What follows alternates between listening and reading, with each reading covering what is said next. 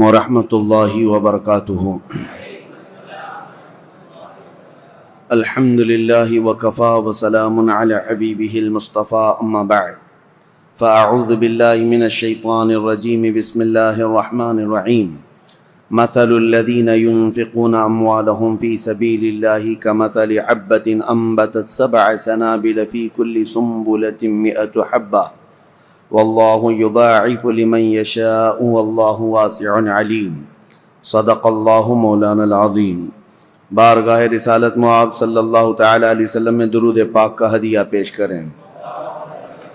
اللہم صلی علی سیدنا و مولانا محمد معدن الجود والکرم وآلہ واصحابہ الکرام وابنہ الکریم وبارک وسلم صلاة دائمة سرمدا ابدا۔ عزیزان گرامی وقار، اسلامی تاریخ کے خلافت کے دور کا یہ تیسرا مرحلہ ہے جب سیدنا عمر ابن خطاب رضی اللہ تعالیٰ عنہ کی شہادت ہو چکی تھی، اور یہ ایسا مرحلہ ہے کہ سیدنا عمر فاروق رضی اللہ تعالیٰ عنہ کی شہادت کے بعد ایک بہت بڑی ذمہ داری امت پر عائد ہو چکی تھی، کیونکہ اسلام کی سرحدیں کافی دور تک جا چکی تھیں۔ جیسے کہ فتوحات اسلامیہ میں نے عرض کیا ہے، ملک شام، ایران، یمن، مصر، فلسطین، یہ سارے علاقے دائرہ اسلام میں آ چکے تھے، حتیٰ کہ آذربائیجان تک کا علاقہ۔ دور فاروقی میں اسلام وہاں تک پہنچ چکا تھا، اور صحابہ اکرام رضوان اللہ تعالی علیہم اجمعین نے وہاں تبلیغ اسلام شروع فرمائی اور پرچم اسلام لہرایا۔ اب 10 سال خلافت کے امور پر فائز رہنے کے بعد جب سیدنا عمر فاروق رضی اللہ تعالیٰ عنہ شہید ہوئے تو اب خلافت کا مسئلہ آتا ہے، کیونکہ سب سے اہم مسئلہ خلیفہ کا چننا، اپنے امیر کو مقرر کرنا، اور سارے لوگ اس سے راضی رہیں، یہ بہت اہم مسئلہ ہوتا ہے۔ تو سیدنا عمر فاروق رضی اللہ تعالیٰ عنہ کو جو مسجد میں مارا تھا ظالم ابو لولو فیروز مجوسی، وہ تو خودکشی کر کے ختم ہو گیا، لیکن 3 دن تک سیدنا عمر فاروق رضی اللہ تعالیٰ عنہ باحیات تھے۔ ان 3 دنوں کے اندر آپ نے کافی نصیحتیں کی، وصیتیں فرمائی۔ ان میں سے ایک وصیت یہ بھی تھی کہ آپ نے ایک شورا قائم کی تھی 6 صحابہ کی۔ اب خلیفہ کا انتخاب سب سے پہلے کیسے ہوا آپ کو میں بتاتا ہوں۔ اس سے قبل 2 خلیفہ عام مسلمانوں کی رائے سے متفق سب تھے اس بات پر خلیفہ کا انتخاب ہوا، جیسے حضرت ابو بکر صدیق رضی اللہ تعالیٰ عنہ کا ہوا، اور حضرت عمر فاروق رضی اللہ تعالیٰ عنہ کا بھی۔ تمام صحابہ اس وقت جتنے موجود تھے، مہاجرین انصار، سب کا اتفاق تھا۔ یہ اور بات ہے کہ حضرت عمر فاروق کے متعلق حضرت ابو بکر صدیق رضی اللہ تعالیٰ عنہ نے پہلے سے اعلان کر دیا تھا۔ اب حضرت عمر کی شہادت کے بعد، بلکہ حضرت عمر نے اپنی شہادت سے پہلے 6 بڑے صحابہ جو 10 مبشرہ میں سے ہیں، جو رسول اللہ کے نہایت قریبی صحابہ تھے، ان کو طلب فرمایا۔ ان میں حضرت طلحہ ہیں، حضرت زبیر ہیں، حضرت سعد بن ابی وقاص ہیں، حضرت عبد الرحمن بن عوف ہیں، اور پھر حضرت عثمان غنی اور حضرت علی ابن ابی طالب کرم اللہ وجہہ الکریم۔ یہ 6 صحابہ 10 مبشرہ میں سے ہیں۔ ان کے متعلق رسول اللہ صلی اللہ علیہ وسلم نے دنیا میں ہی جنت کی بشارت دی ہے، اور یہ معزز تھے، سابقین اولین میں سے تھے، یعنی سب سے پہلے اسلام لانے والوں میں سے تھے۔ حضرت عمر فاروق رضی اللہ تعالیٰ عنہ نے ان 6 سے کہا کہ تم سب اتفاق رائے سے مسلمانوں کے لیے امیر کا انتخاب کر لینا، کسی خلیفہ کا انتخاب کر لینا، اور زیادہ دن تک مسلمانوں کو الجھن کا شکار ہونے نہ دینا۔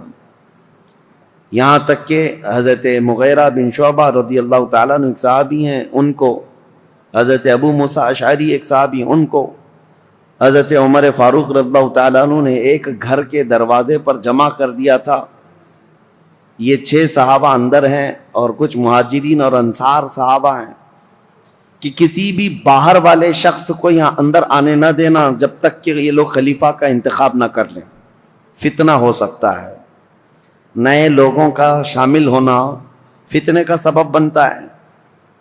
حضرت عمر فاروق رضی اللہ تعالیٰ عنہ کی یہ بڑی دور اندیشیاں ہیں۔ میں ابھی اور بھی آپ کو بتاؤں کہ ان کی سیاست کیسے تھی حضرت عمر فاروق کی، جس کی وجہ سے معاملات کتنے ٹھیک ٹھاک تھے۔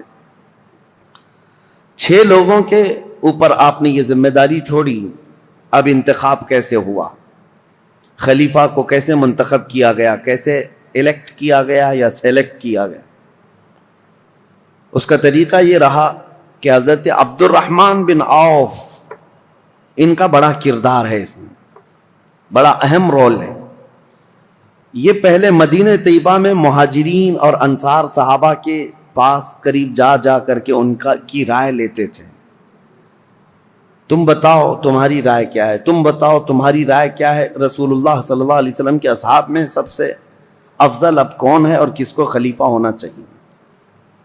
تو اکثر مہاجرین اور انصار حضرت عثمان غنی کے بارے میں کہتے تھے کہ حضرت عثمان بن عفان کو ہونا چاہیے، کیونکہ وہ داماد رسول بھی ہیں اور اسلام پر ان کا بڑا احسان ہے، امت پر، اور بڑے فیاض ہیں، سخی ہیں۔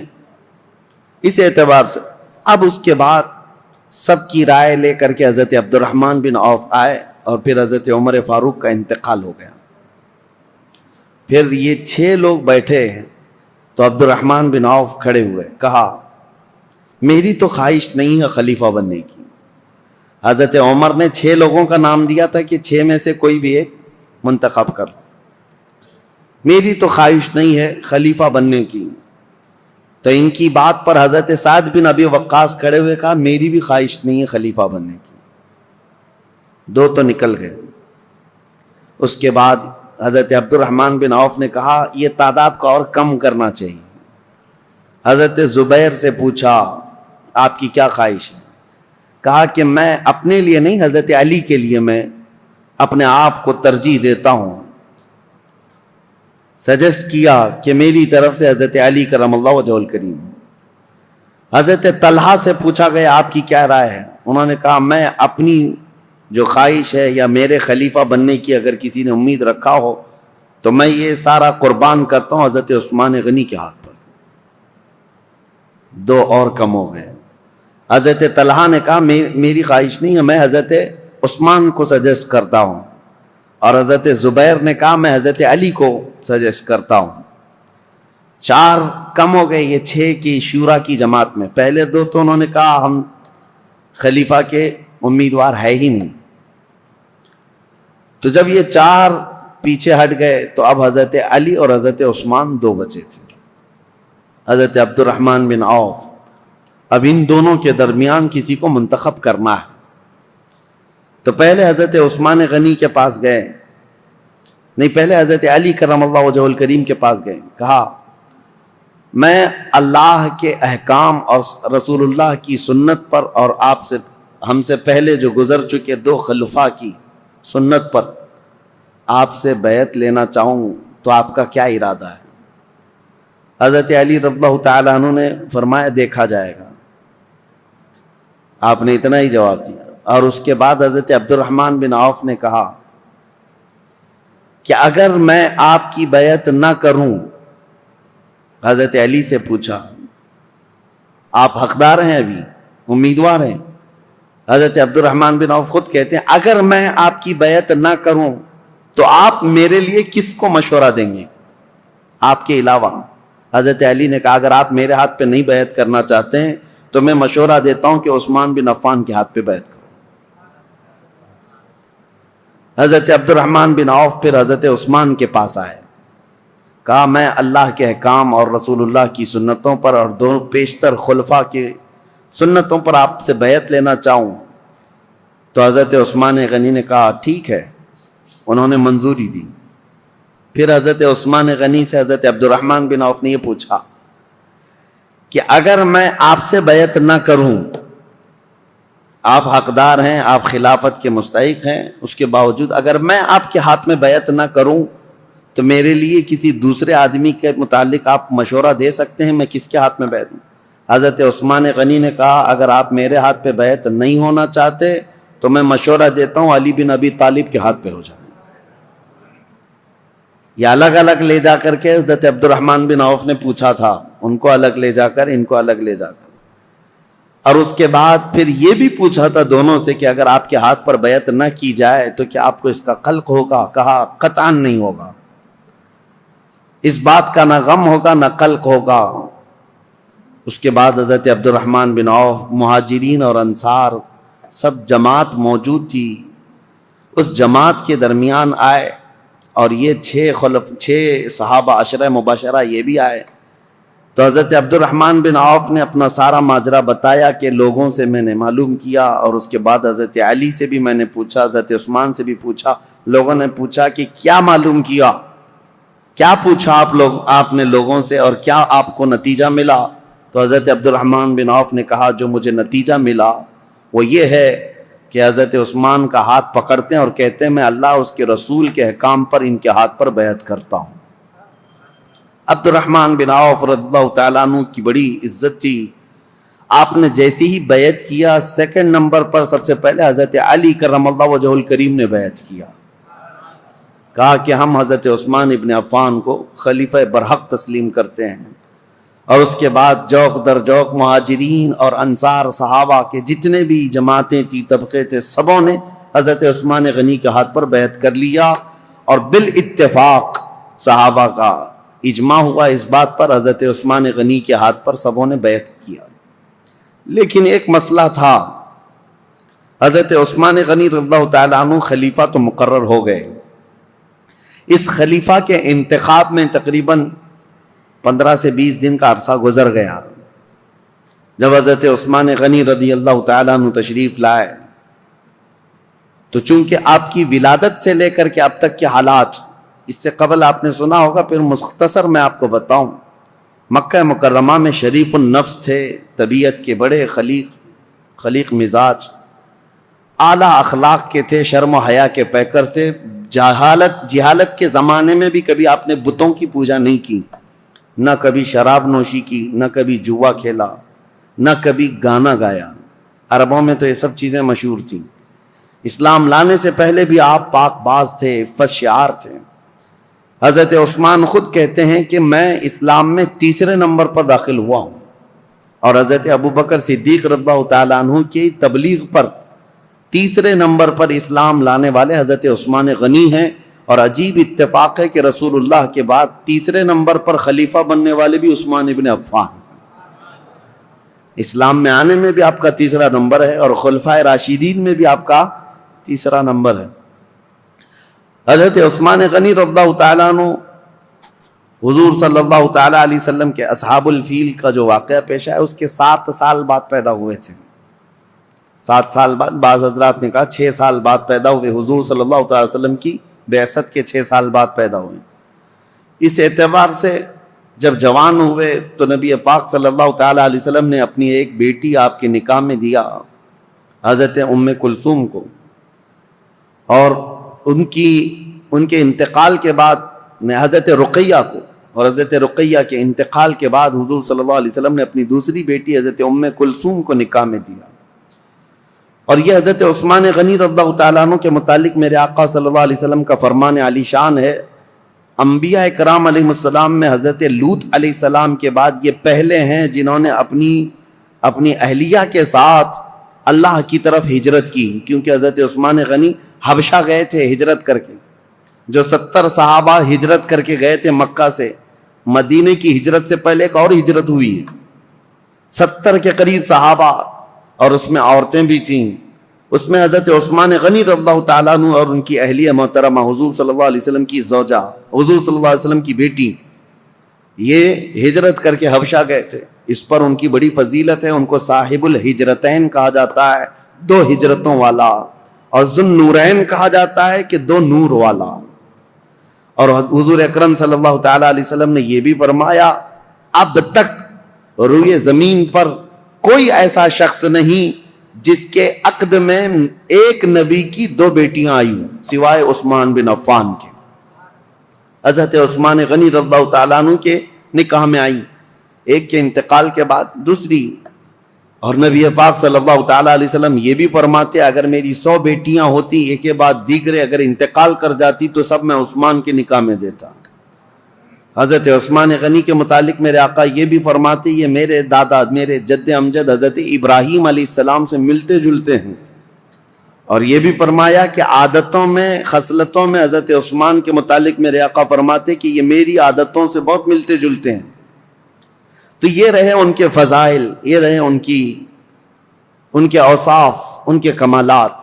بلکہ ان کی فضیلتوں میں سب سے بڑی بات یہ ہے میرے آقا صلی اللہ تعالیٰ علیہ وسلم کی خود عادت کریمہ تھی.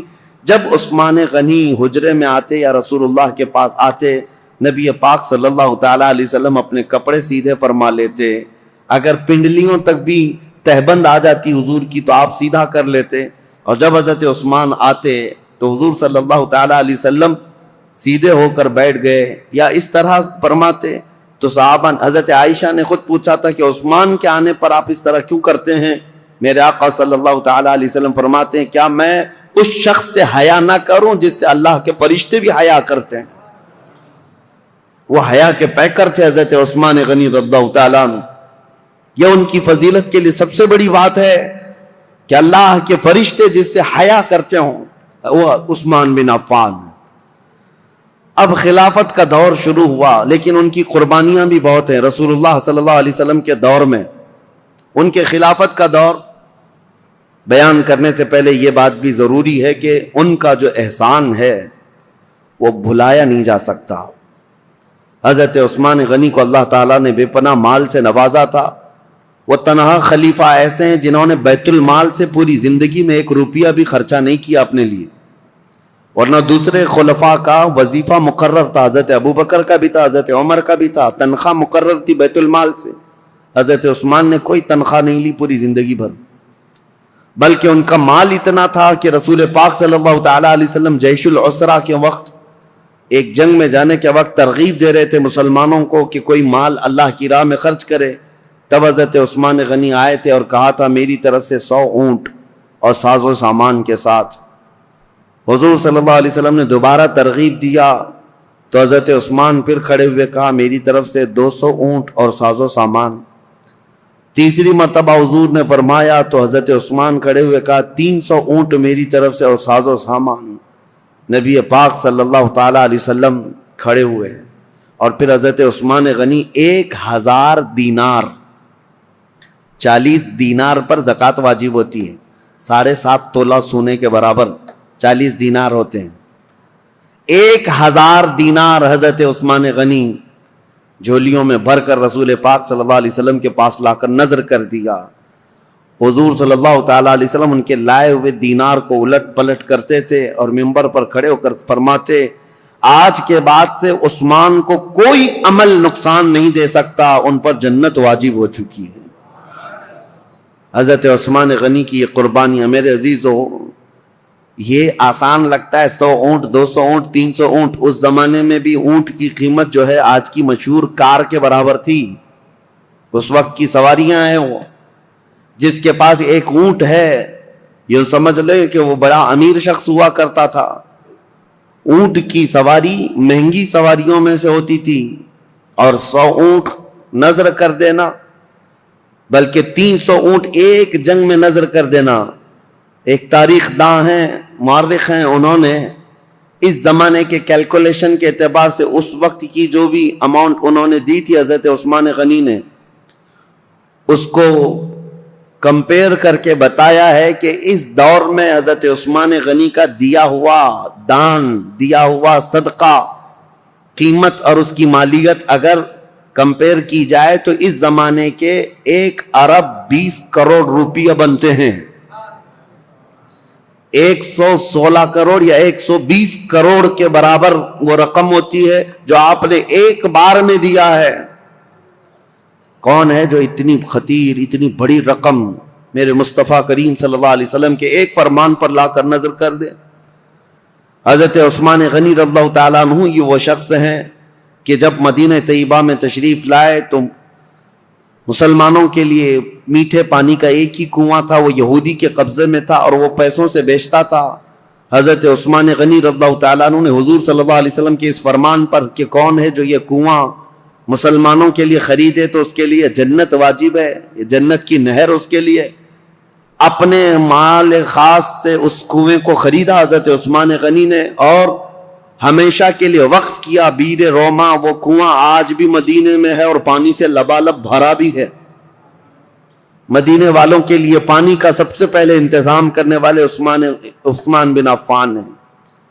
ان کے علاوہ مدینے کی تجارت کا جو سامان ہوا کرتا بازار میں، یہودی پورے مارکیٹ پر قبضہ کیے ہوئے رہتے تھے، باہر سے آتے تجارت کرتے اور پیسہ بہت زیادہ لے کر جاتے۔ حضرت عثمان غنی نے پورے بازار کو کیپچر کر لیا تھا۔ یہودی تجارت کے قافلے کو مدینہ آنے سے پہلے ہی روک لیتے تھے اور پورا مال خرید لیتے تھے اور مدینہ طیبہ میں لا کر 10 گنا زیادہ قیمتوں پر وہ مال بیچتے تھے۔ حضرت عثمان غنی اس طرح تجارت کے قافلے خود ہی 2 منزلیں پہلے ہی جا کر کے پورا قافلہ خریدنے لگ گئے۔ خرید کر کے مدینے آتے اور یہودی پوچھتے عثمان یہ مال ہمارے ہاتھ بیچ دو۔ حضرت عثمان نے پوچھا ایک بار کتنا تم بڑھا کر کے دو گے؟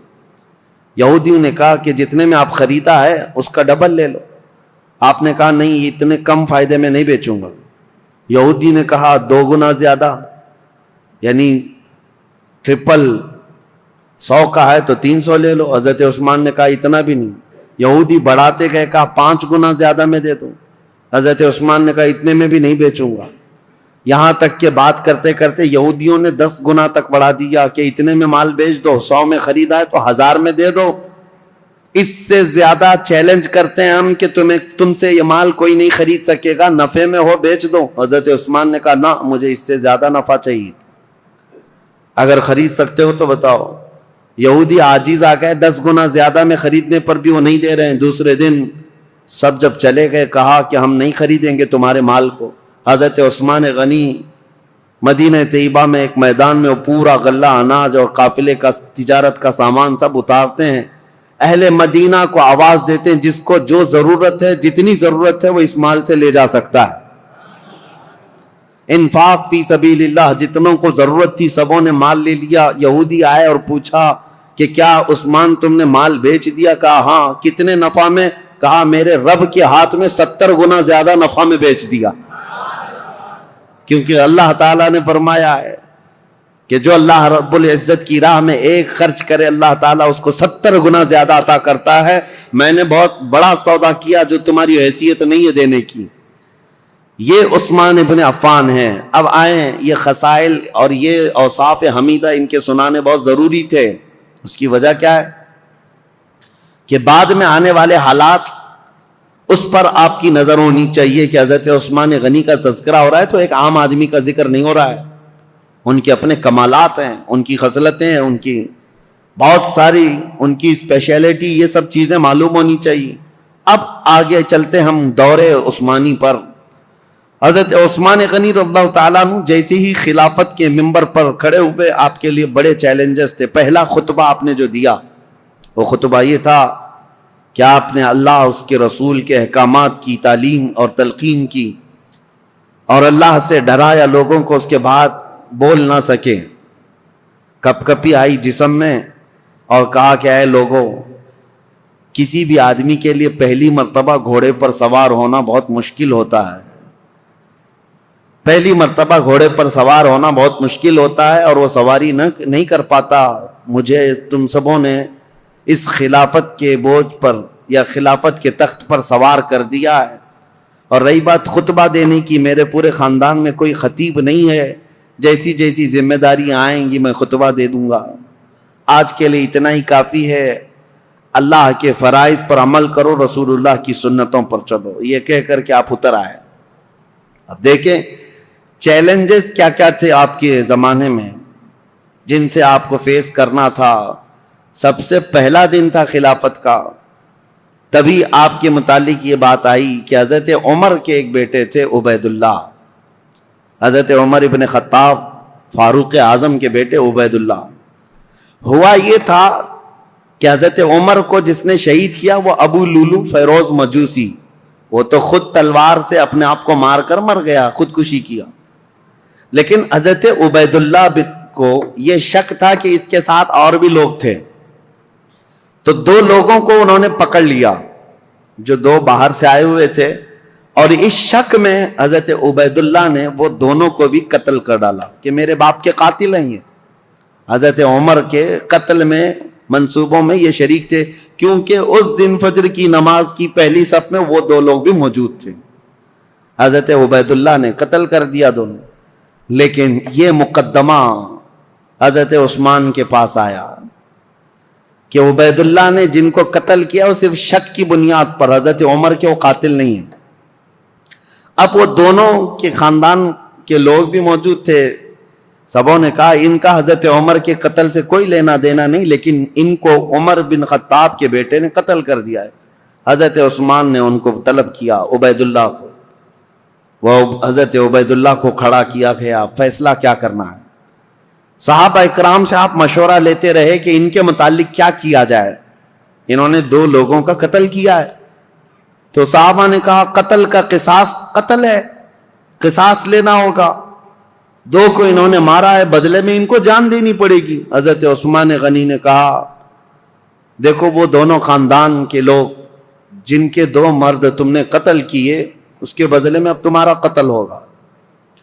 لیکن کچھ صحابہ آئے اور کہا عثمان ابن عفان سے، کہا یہ کیسی بات ہے کہ ابھی ابھی خلیفہ برحق عمر ابن خطاب کا انتقال ہوا، ان کے گھر والوں کے لیے بڑا صدمہ ہے کہ وہ بھی قتل ہوئے ہیں، شہید ہوئے ہیں، اور آج ہم ان کے بیٹے کو قتل کر رہے ہیں قصاص میں۔ حضرت عثمان طبیعت کے بڑے نرم مزاج ہیں، پہلے خلیفہ سے بالکل برعکس، یعنی حضرت عمر کے سے مزاج میں ان کا مزاج زمین آسمان کا فرق ہے۔ حضرت عثمان غنی رضی اللہ تعالیٰ عنہ نے وہ دونوں مقتول جو تھے، قتل ہوئے تھے، ان کے خاندان والوں سے کہا کہ اگر تم بدلے میں قصاص میں جان کے بدلے کوئی اور چیز طلب کرنا چاہو تو بتاؤ۔ انہوں نے کہا ہمیں مال کی ضرورت ہے۔ حضرت عثمان نے جتنا انہوں نے طلب کیا تھا اس کا 10 گنا بڑھا کر کے اپنے جیب خاص سے وہ دونوں کے قتل کی دیت عطا کر دی، خون بہا اس کو کہا جاتا تھا، اور قتل کے بدلے میں یہ فدیہ دے کر کے ان کو آزاد کر، ان کو رخصت کر دیا۔ اس طرح حضرت عبید اللہ بن عمر کو بھی انہوں نے بچا لیا۔ یہ پہلا مقدمہ تھا جو حضرت عثمان ابن عفان کی خلافت کے دور میں پیش آیا۔ لیکن اس مقدمے کا چرچا سب جگہ پھیلا کہ آپ کا یہ عدل تھا کہ حضرت عثمان غنی رضی اللہ تعالیٰ عنہ نے مقتولین کے گھر بھی بھاری بھرکم معاوضہ پہنچایا اور حضرت عمر ابن خطاب کے گھرانے کو بھی بچا لیا۔ یہ حالات زیادہ دن تک نہیں چلے۔ بہرحال اب مجھے یہ بتانا ضروری ہے کہ حضرت عثمان ابن عفان رضی اللہ تعالیٰ عنہ طبیعت کے نرم مزاج تھے۔ جب آپ خلافت پر بیٹھے تھے اس وقت تو آپ کی عمر 70 سال کے قریب تھی، حضرت عثمان غنی رضی اللہ تعالیٰ عنہ 70 سے اوپر تھی۔ 70 سال کی عمر کے بعد آپ کو خلافت پر فائز کیا گیا ہے۔ آپ نے اپنے دور میں جو فوجیں بھیجی اور بہت سارے جو ممالک اسلامیہ یعنی دوسرے ممالک جو اسلام میں آئے ان کی بھی ایک لمبی فہرست ہے۔ پہلا تو یہ ہے کہ حضرت عثمان ابن عفان رضی اللہ تعالیٰ عنہ کے دور میں اسپین، جو اس زمانے میں اندلس کہا جاتا تھا، آج کا اسپین، یہ حضرت عثمان غنی کے دور میں فتح ہوا، اور اسلامی فوجوں میں سب سے پہلے فوجیں پہلے میدان میں اتر کر کے لڑتی تھیں، لمبا لمبا سفر کیا ہے صحابہ نے۔ امیر معاویہ رضی اللہ تعالیٰ عنہ جو ملک شام کے گورنر تھے، حضرت عمر کے زمانے سے چل رہے تھے، حضرت امیر معاویہ وہ ملک شام دمشق کے والی تھے، گورنر تھے۔ ان کی ایک خواہش تھی کہ قبرص جو آج ترکی کا حصہ ہے، سائپرس جس کو کہتے ہیں، یا قبرص، یہ وہی علاقے ہیں۔ اب یہ یورپ کی سرزمین پر آتے، یہاں تک جانے کے لیے سمندر کا سفر کر کے ہی جانا پڑتا، خشکی سے نہیں۔ تو حضرت امیر معاویہ کی یہ خواہش رہتی تھی کہ سمندر کا راستہ طے کر کے ہم جائیں گے، قبرص فتح کریں گے، وہاں زرخیزی بہت ہے، ہریالیاں بہت ہیں، بہت خوشگوار جگہ ہے۔ حضرت عمر فاروق رضی اللہ تعالیٰ عنہ نے صحابہ کو بلایا اور پوچھا کہ کشتی کا سفر کیسا ہوگا. اس وقت تک صحابہ سمندر کی کشتی کا سفر کر کے لمبا فاصلہ طے کر کے کہیں گئے نہیں جنگ کے لیے.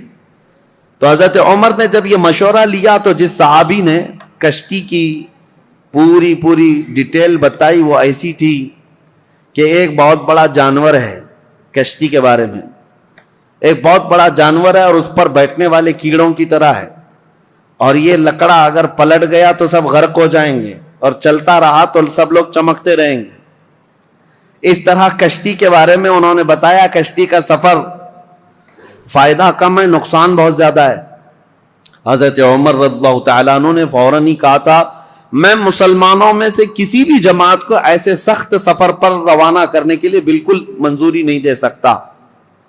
تو حضرت عمر کے پورے دور میں سمندر کے سفر پر صحابہ کو کبھی بھیجا نہیں گیا تھا, جبکہ حضرت امیر معاویہ کی بڑی خواہش تھی کہ سمندر کا سفر طے کر کے جائیں گے اور اس علاقے کو بھی فتح کر کے دائرہ اسلام میں داخل کریں گے. ان کو اجازت کبھی نہیں ملی. اب حضرت عثمان کا دور آیا تو چونکہ حضرت امیر معاویہ حضرت عثمان غنی رضی اللہ تعالیٰ عنہ کے رشتہ داروں میں سے بھی ہیں, اور ایک بڑا الزام حضرت عثمان غنی پر یہی ہے کہ وہ رشتہ داروں کا بہت خیال کرتے تھے اور ان کو بہت زیادہ نوازتے تھے. یہ بات حقیقت ہے کہ حضرت عثمان غنی اپنے رشتہ داروں کے لیے بہت نرمی رکھتے اور اپنے مال سے بہت زیادہ ان کی مدد کیا کرتے تھے. لیکن ان رشتہ داروں میں کچھ تو نااہل بھی نکلے. بہرحال حضرت عثمان غنی رضی اللہ تعالیٰ عنہ نے حضرت امیر معاویہ کی اس درخواست کو منظور کر لیا کہ کشتی کا سفر کر کے یہ قبرص جائیں گے. ترکی کا سفر, یہ سب سے پہلے مسلمانوں کی جماعت ہے جو کشتی میں سوار ہو کر کے جا رہی ہے. لیکن ساتھ میں حضرت عثمان نے یہ پابندی لگائی تھی کہ کسی بھی مسلمان کو زور زبردستی جہاد میں شریک نہیں کیا جائے گا. جس کی مرضی ہوگی وہ امیر معاویہ کی عمارت میں ان کی سپہ سالاری میں جا سکتا ہے. تو کسی کے اوپر بھی سختی کے ساتھ یہ حکم نہیں لگایا گیا. حضرت امیر معاویہ نے اعلان کیا جتنے مسلمان ساتھ ہوئے گئے, لیکن قبرص کے علاقے کے لوگ, سائپرس کے لوگ ٹھنڈے مزاج کے لوگ تھے, وہ جنگ اور جدال کو پسند کرنے والے لوگ نہیں تھے. انہوں نے بغیر جنگ کے اپنا سارا علاقہ حضرت امیر معاویہ کے حوالے کر دیا. قبرص, سائپرس, یہ ترکی کے جو علاقے ہیں یہ فتح ہوئے اور وہاں پرچم اسلام لہرانے لگا, اور اس زمانے سے لے کر آج تک پرچم اسلام لہرا رہا ہے. سمندر کے باہر اسلامی فوجیں جو پہنچیں سمندر کو کراس کر کے, یہ حضرت عثمان غنی کے دور میں ہوا. اب یہاں سے قبرص پر جیسے ہی مسلمان آئے, اس کے بعد پھر کوئی علاقہ بچا نہیں, وہاں سے طبرستان, پھر اس کے بعد جرجان, رشیا میں پہنچ گئے. رشیا کے وہ علاقے جو آج ازبکستان وغیرہ کہے جاتے ہیں, اس زمانے میں یہ سمرقند, بخارا, نیشاپور کے نام سے تھے. اب مسلمان فوجیں وہاں تک بھی پہنچ گئیں. سمرقند, بخارا, نیشاپور, یہ سب علاقے فتح ہوتے ہوتے رشیا جو آج کے دور کا رشیا ہے, اس کے بیچوں بیچ مسلمان پہنچ چکے تھے دور عثمان ابن عفان میں. میرے عزیزو, مجھے عجیب حیرت ہوتی ہے پڑھ کر کے مسلمانوں کی کوئی سرحد نہیں تھی, وہ نکلتے چلے جاتے تھے. صحراؤں کو عبور کیا, جنگلوں کو پار کیا, سمندروں کو, سب چیزیں انہوں نے پھلانگ دیں اور اسلام کو کہاں سے کہاں لے آئے. ایک خطہ یہ تھا جو یورپ کی سرزمین پر گئے, ایک خطہ ایشیا کوچک یا پھر رشیا کی طرف جس کو کہیں, اس طرف نکلا صحابہ کا. اب تیسرا ایک طبقہ ہے صحابہ کا جو بہت اہم کردار ادا کیا حضرت عثمان غنی کے زمانے میں. حضرت عثمان ابن عفان رضی اللہ تعالیٰ عنہ کے زمانے میں ایک صحابی حضرت عبداللہ بن عبید, ان کو سپہ سالاری تھی اور یہ اپنی جماعت لے کر کے سب سے پہلے سارے علاقے پھلانتے ہوئے, عبداللہ بن ابی سرح جو مصر میں آئے تھے, یہاں سے انہوں نے سب سے پہلے جو داخلہ کیا وہ افریقہ کے جنگلات میں اور بربر قوم کے سامنے اسلام کو لے کر پہنچ گئے. اب وہ تاریخ اگر میں آپ کو بتاؤں، بربر قوم کون ہے؟ بربر یہ لفظ ہی مشہور ہو گیا. جب کبھی کوئی بہت زیادہ سختی کرتا ہے تو اس کو کہتے ہیں ظلم و بربریت. ظلم اور بربریت یہ لفظ جو ہے نا مترادف ہے، ہم معنی ہے، ایک ہی معنی کا ہے. یہ جنگلوں میں رہنے والی ایک ایسی قوم جو کپڑے بھی نہیں پہنتی تھی اور انسان خور، آدم خور، انسانوں کا گوشت بھی کھا جانے والی قوم، اور ان کی زبان نہیں، نہ ادھر کبھی انسانوں میں ان کا آنا جانا ہے. وہ جنگلات میں رہنے والی قوم، اور ذرا برابر ان کے دل میں رحم نہیں، جس چیز کو دیکھیں مار ڈالیں، بہت سختی کے ساتھ مار ڈالیں. اور نہ ہی کوئی تہذیب، کوئی سلیقہ، نہ کوئی اخلاق، عام سی زندگی گزارتے، جانوروں کی طرح رہتے. بلکہ ان کے ہاں مردوں اور عورتوں کا اختلاط ایسے ہی ہوتا تھا جیسے جانوروں کا ہوتا ہے. یہ بربر قوم افریقہ کے جنگلات میں رہنے والی، اس قوم کے پاس بھولے بھٹکے اگر کوئی انسان پہنچ بھی جاتا تو ان کا لقمہ بن جاتا تھا. شام میں اس کا کباب بننے والا ہوتا، وہ اس کو بھون کر کھا جاتے تھے. اس سخت ترین قوم کے پاس جانا ایک بہت بڑا چیلنج تھا. رسول پاک صلی اللہ تعالی علیہ وسلم کے عظیم ترین صحابہ جو چٹانوں کے پاس بھی جمے رہ گئے، سمندروں کو بھی انہوں نے پھلانگ دیا، وہ انسانوں کی ایک جماعت سے کیسے پیچھے ہٹتے ہیں، وہاں پر بھی پہنچ گئے. افریقہ کی اس بربر قوم کے پاس پہنچے. اب آپ کو میں بتاؤں، وہ بربر قوم جو آدم خور تھی، انسانوں کو کھاتی، ظلم ان کا بہت انتہا کو رہتا، وہ اچانک دائرہ اسلام میں آئے، میرے مصطفیٰ کریم صلی اللہ علیہ وسلم کے سچے غلاموں میں شامل ہوئے. کیسے یہ انقلاب آ سکتا ہے؟ کبھی آپ سوچیں. ہم نے بہت تحقیق کی کہ ایک نئی قوم کے پاس جانے کے لیے ان کی زبان تو کم سے کم معلوم ہونی چاہیے، ان کو تبلیغ کس زبان میں کریں. اور عربوں کا حال یہ ہے کہ وہ اپنی عربی چھوڑ کر دوسری زبان بولنا ہی نہیں چاہتے. آج تک آپ جا کر کے دیکھیں، انگلش میں بولنے کو وہ عیب سمجھتے ہیں. آتی ہے انگلش، سمجھتے ہیں، لیکن انگلش بولنا نہیں چاہتے. کہتے ہیں نہیں، ہماری زبان عربی ہے، باقی سب گونگے ہیں. عرب کو آج بھی اپنی زبان پر وہ فخر ہے، وہ دوسری زبانوں کو کچھ بھی اپنے ہاں آنے نہیں دیتے. اس بربر قوم کے پاس جو زبان تک نہیں جانتی، صحابہ دین اسلام لے کر کیسے گئے؟ ہم نے معلوم کیا تو اس بربر قوم کو انہوں نے زبان سے نصیحتیں نہیں کی، بلکہ صرف اخلاق رسول سے ان کو اسلام کی طرف مائل کیا ہے. صرف میرے آقا صلی اللہ تعالی علیہ وسلم کی خوشبوئیں تھیں جو اس افریقہ کے جنگلات میں رہنے والی قوم کو بھی اسلام کا گرویدہ بنایا. یہ دور عثمانی میں افریقہ میں اسلام داخل ہو چکا. افریقہ کے علاقے فتح ہوتے گئے، اور اس کے بعد ایک دو نہیں، آج کے بر اعظم افریقہ، جو افریقہ کا کانٹیننٹل جس کو کہتے ہیں پورا علاقہ، اس کے کئی ممالک ایسے ہیں جو حضرت عثمان غنی رضی اللہ تعالیٰ عنہ کے دور میں پرچم اسلام سے لہراتے رہے، تو آج تک وہ اسلام میں ہیں. افریقہ کی سرزمین تک اسلام پہنچ گیا. اب یہاں سے افریقہ میں نے 3 علاقے بتائے، ایک ترکی کی طرف قبرص، اور ایک رشیا کی طرف سمرقند، بخارا، نیشاپور، اور تیسرا افریقہ کی سرزمین تک اسلام کو پہنچانے والی جماعتیں حضرت عثمان ابن عفان کے دور کی تھیں. اور سب سے پہلے سمندری سفر طے کر کے جانے والی جماعت بھی حضرت عثمان غنی رضی اللہ تعالیٰ عنہ کے دور کی تھی. خلافت کے کل 12 سال آپ کو ملے. حضرت عثمان غنی رضی اللہ تعالیٰ عنہ خلافت کے کل 12 سال تھے. ان 12 سالوں میں شروع کے 6 سال نہایت ہی اعلیٰ تھے، سب امن و امان، اور سب جگہ اتنے مال کی فراوانی تھی. حضرت عثمان غنی کا دور اتنا خوشحال تھا کہ جو مال غنیمت ملتا، حضرت عثمان غنی جو اس میں تقسیم کرتے تو ایک ایک آدمی کو اس زمانے میں 1-1 لاکھ درہم ملتے تھے. 1-1 لاکھ درہم.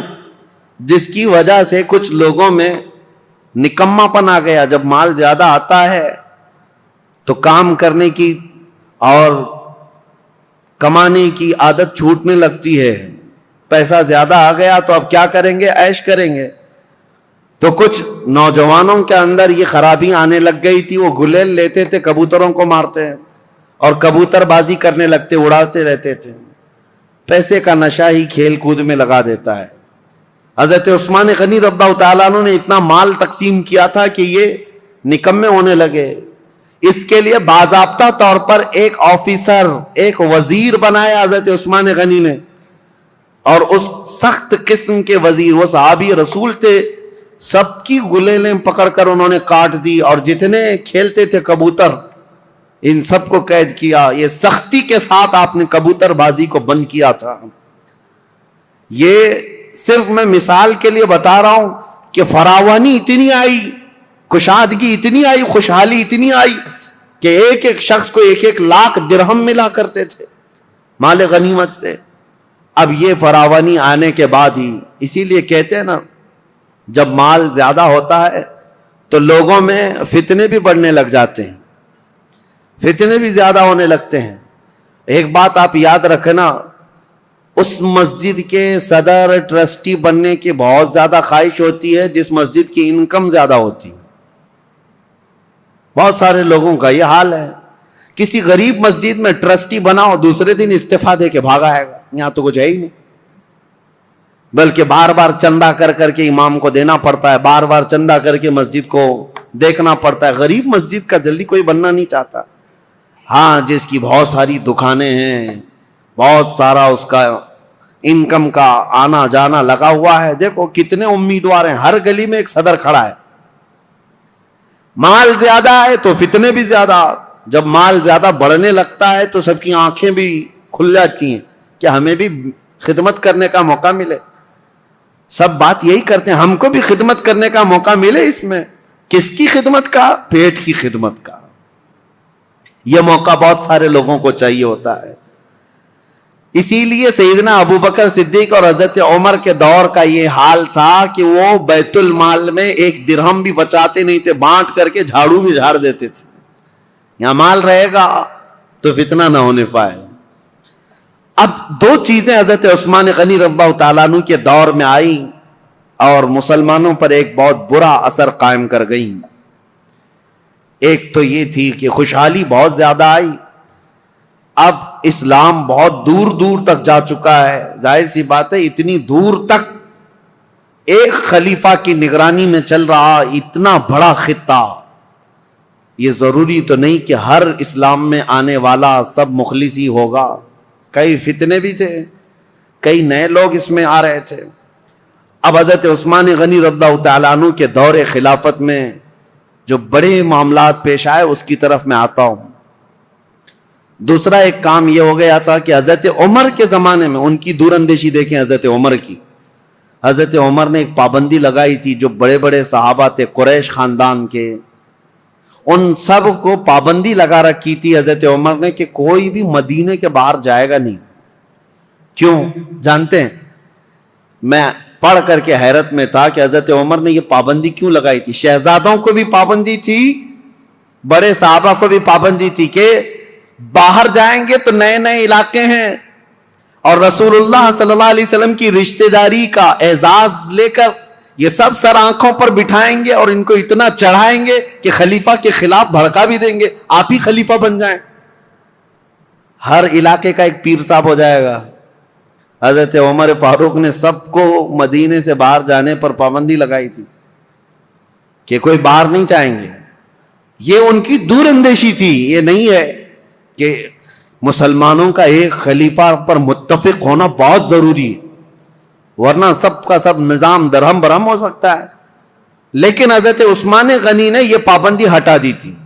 اب ہوا یہ کہ جو بھی صحابی قریش خاندان سے باہر جاتے تھے، جو نئے علاقے اسلام میں آئے تھے، وہ جوک در جوک انہیں دیکھنے کے لیے آتے تھے. یہ رسول اللہ کے خاندان کے ہیں، یہ رسول پاک صلی اللہ تعالیٰ علیہ وسلم کے اہل بیت میں سے ہیں، قریش سے ہیں، اور سب ان کے پاس جمع ہوتے. وہی جو دور اندیشی حضرت عمر کے زمانے میں تھی. حضرت عثمان غنی نے یہ سب چیزیں ہٹائی اور اس کے بعد سب یہ چیزیں پھیلنے لگیں. صحابہ جو مدینے میں رہنے والے تھے وہ باہر جانے لگے. تو صحابہ کے دلوں میں اگرچہ بات نہیں آئی لیکن کچھ نہ کچھ جماعتیں بننی شروع ہو گئیں الگ الگ خیالات کے. حضرت عثمان غنی رضی اللہ تعالیٰ عنہ کے دور میں کچھ چیزیں ایسی آئیں جس کو آج تک یہودی اور عیسائی انگلی اٹھاتے ہیں ان کی خلافت کے دور کے متعلق. ان کو کہتے ہیں وہ کمزور خلیفہ تھے. نہیں، وہ بہت مضبوط خلیفہ تھے لیکن مزاج کے بڑے نرم تھے. مزاج کے بڑے نرم تھے. 6 سال آپ کی خلافت کے گزرے تھے. اس کے بعد کچھ ایسے معاملات پیش آئے کہ کچھ صحابہ جو کچھ علاقے کے گورنر تھے حضرت عثمان غنی نے ان کو معزول کر دیا. جیسے حضرت ابو ذر غفاری ملک شام میں کچھ علاقے کے گورنر تھے، آپ نے خط لکھ کر ان کو معزول کر دیا. حضرت عبداللہ بن مسعود بڑے صحابی ہیں، فقیہ صحابی، ان کو حضرت عثمان غنی نے معزول کر دیا. اور ان کے علاوہ حضرت ابو موسیٰ اشعری، حضرت مغیرہ بن شعبہ کوفہ کے والی تھے، ان کو آپ نے وہاں سے معزول کر دیا. یہ کبار صحابہ، بڑے بڑے صحابہ تھے. حضرت عثمان غنی نے جیسے ان کو معزول کیا لوگوں میں ایک الگ سی بات پھیلنے لگ گئی. حضرت عثمان غنی کے متعلق لوگوں میں یہ توہمات پھیلنے لگ گئے کہ کبار صحابہ، کابر صحابہ کو انہوں نے ہٹا دیا. اور اتفاق ایسا تھا ان صحابہ کی جگہ پر جن کو نیا گورنر بنایا گیا تھا وہ کہیں نہ کہیں سے حضرت عثمان غنی کے رشتہ دار ہو جاتے. تو یہ الزام آپ کے اوپر تھا کہ آپ نے اکابر صحابہ کو ہٹا کر اپنے گھر والوں کو سب جگہ بٹھایا. حالانکہ یہ الزام نہایت غلط ہے. حضرت عثمان غنی نے جس کو بٹھایا اس جگہ کا جو اہل تھا یا لائق تھا اسی کو بٹھایا. اور کئی لوگوں کو جو آپ نے عبداللہ بن ابی سرح، حضرت عمرو بن عاص جنہوں نے پورا مصر فتح کیا ہے ان کو بھی معزول کر دیا تھا حضرت عثمان نے. یہ سوال آپ سے کیا بھی گیا ہے کہ اتنے بڑے بڑے جگہوں پر آپ نے معزول کر دیا، حالات بدل جائیں گے، کیا ہوگا؟ ہر ایک کا جواب تھا، ہر ایک کا جواب تھا. اگر میں بتاؤں حضرت مغیرہ بن شعبہ جو کوفہ کے گورنر تھے ان کو اس لیے ہٹایا کہ حضرت عمر نے انتقال سے پہلے ہی وصیت کر دیا تھا کہ میرے بعد جو آئے مغیرہ بن شعبہ کو کوفہ کے گورنر سے برخاست کر دیا جائے. وہ حضرت عمر کی وصیت تھی. اور حضرت عبداللہ بن مسعود نہایت عمر دراز ہو چکے تھے، بوڑھے ہو چکے تھے. تو حضرت عثمان نے ان کے بڑھاپے کی وجہ سے کہ کام کاج میں دقت آئے گی معزول کیا. حضرت ابو ذر غفاری ایک ایسے صحابی ہیں کہ ان کا تو حال ایسا تھا کہ وہ کمانے ہی کے لیے کسی کو نہیں کہتے تھے، مال جمع کرنے کے قائل ہی نہیں تھے. اور بار بار لوگوں میں واز یہی کرتے تھے جو بھی مال کماتا اس کی وعید میں لمبا واز کرتے، بیان کرتے. حضرت امیر معاویہ ملک شام میں تھے، وہاں سے خط لکھا حضرت عثمان غنی کو کہ یہ ابو ذر غفاری جتنے بھی خطبے دیتے ہیں، واز کرتے ہیں، اس سے تو کوئی آدمی کمانے جانا ہی نہیں چاہتا ہے. اتنی مذمت کرتے ہیں اور خود کچھ بھی نہیں لیتے، پیبند لگے کپڑے اس میں کانٹے لگا کر پہنتے ہیں. نہایت سادگی والے تھے، دنیا چاہیے ہی نہیں تھی. تو حضرت امیر معاویہ نے کہا لوگ اگر نہ کمائیں اور اس طرح اپنے معاش کی طرف فکر نہ کریں تو ہم دولت اسلام کو کیسے چلائیں، سلطنت اسلام کو. حضرت امیر معاویہ کا خط آیا تو حضرت عثمان غنی نے حضرت ابو ذر غفاری کو، جس علاقے کے وہ گورنر تھے، معزول کر کے کہا آپ میرے پاس مدینے آ جائیں، میرے ساتھ رہیے. آپ ایسا نہیں ہے کہ ان کو دشمنی میں معزول کیا. اور حضرت ابو ذر غفاری کو معزول کر کے اپنے پاس بلایا تو ایسا نہیں ہے کہ ان کے ساتھ بدسلوکی کی گئی، بلکہ حضرت ابو ذر غفاری کو حضرت عثمان نے کہا جب تک آپ مدینے میں رہیں گے آپ کی کفالت میرے ذمہ ہے، جتنا خرچہ جو کچھ بھی لگتا رہے گا وہ آپ میرے سے لیں گے. وہ حضرت ابو ذر غفاری کھڑے ہوئے کہا یہ بندہ کسی کا محتاج نہیں ہے، نہ حضرت عثمان غنی سے 1 روپیہ لیا، 1 سکہ لیا، کچھ نہیں. مدینے کے باہر ربضہ ایک علاقہ تھا، ویران جگہ تھی، وہاں کوئی نہیں رہتا تھا، تنہا پوری زندگی وہاں پر آپ نے بسر کر لی. ان کی بیوی ذات تھی، روایت میں موجود ہے جب ان کا انتقال ہوا تو ان کی بیوی چوراہے پر آ کر کھڑے ہو کر اعلان کرتی تھی کہ کوئی آ جائے، میرے شوہر کا انتقال ہوا، جنازہ اٹھانا ہے. جنازہ اٹھانے کے لیے وہ اعلان کرتی رہی. اس طرح کی زندگی گزار کر چلے گئے حضرت ابو ذر غفاری. تو وہ تو نہایت سادہ مزاج تھے. حضرت عثمان غنی نے ان کو اگر گورنری سے معزول کیا تھا تو صرف اس لیے، باقی ان کو کوئی اس طرح کی بدسلوکی کرنا یا ان کے ساتھ برا سلوک کرنا قطعاً مقصد نہیں تھا.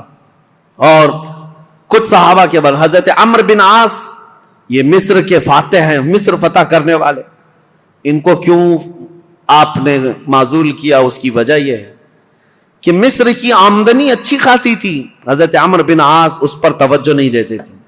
حضرت عثمان غنی نے لکھ کر کے بھیجا کہ مصر کی آمدنی بڑھتی جا رہی ہے، آپ اس میں اضافہ کریں. حضرت عمرو بن عاص اس پر توجہ نہیں دیتے تو آپ نے ان کو ہٹایا. عبداللہ بن ابی سرح ایک دوسرے وہاں پر صحابی تھے، ان کو مصر کی گورنری دی. اور حالانکہ دو علاقوں میں رہنے کی وجہ سے عمرو بن عاص اور عبداللہ بن ابی سرح کے درمیان کچھ نہ کچھ باتیں چلتی رہتی تھی. لوگ یہ کہتے تھے کہ دونوں کی بنتی نہیں، کچھ معاملات رہے ہوں گے. تو عبداللہ بن ابی سرح کو حضرت عثمان غنی نے مصر کا والی گورنر بنایا. انہوں نے 1 سال میں پورے مصر کی آمدنی کو ڈبل کر کے دکھایا. تو حضرت عثمان غنی کا فیصلہ برحق تھا.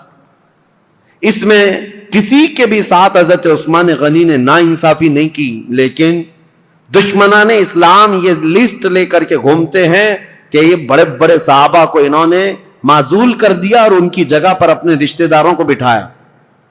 حالانکہ عبداللہ بن ابی سرح جن کو گورنر بنایا تھا مصر کا، یہ حضرت عثمان غنی کا رشتہ دار تھے. لیکن چند سال نہیں گزرے ہوں گے حضرت عثمان نے ان کو بھی گورنری سے ہٹایا. یہ معاملات پیش آتے رہے. اب ایک فتنہ جنم لیتا ہے. اب میں آپ کو بتاؤں تاریخ کی وہ سچائیاں، بلکہ وہ کڑوی حقیقت جس سے آج تک پوری دنیا جوجھ رہی ہے مسلمانوں کی. آج تک پوری کائنات میں جتنے بھی مسلمان ہیں، یہ فرقے جو پیدا ہوئے، اس کی بنیاد کہاں سے شروع ہوئی؟ کس نے یہ بیج بویا تھا مسلمانوں کے بیچ؟ یہ فرقے کیسے پیدا ہو گئے؟ اتنی جماعتیں کیسے ہو گئی؟ یہ تاریخ آج سننا آپ کے لیے بہت ضروری ہے. حضرت عثمان غنی کے دور میں جو لوگ اسلام میں آئے تھے، میں یہ کہہ رہا ہوں کہ یہ ضروری نہیں کہ سب کے سب مخلص اخلاص کے ساتھ آئے ہوں. کچھ تو ایسے ہی در پردہ تھے، منافقین بھی تھے. جب رسول اللہ کے زمانے میں تھے تو ان کے زمانے میں کیوں نہیں؟ ایک شخص ایسا ہے ایران کا رہنے والا. ایرانی لوگوں کو اس زمانے میں سخت خلش تھی عربوں سے. میں نے بتایا عربوں کی دشمنی تھی ان کے ساتھ.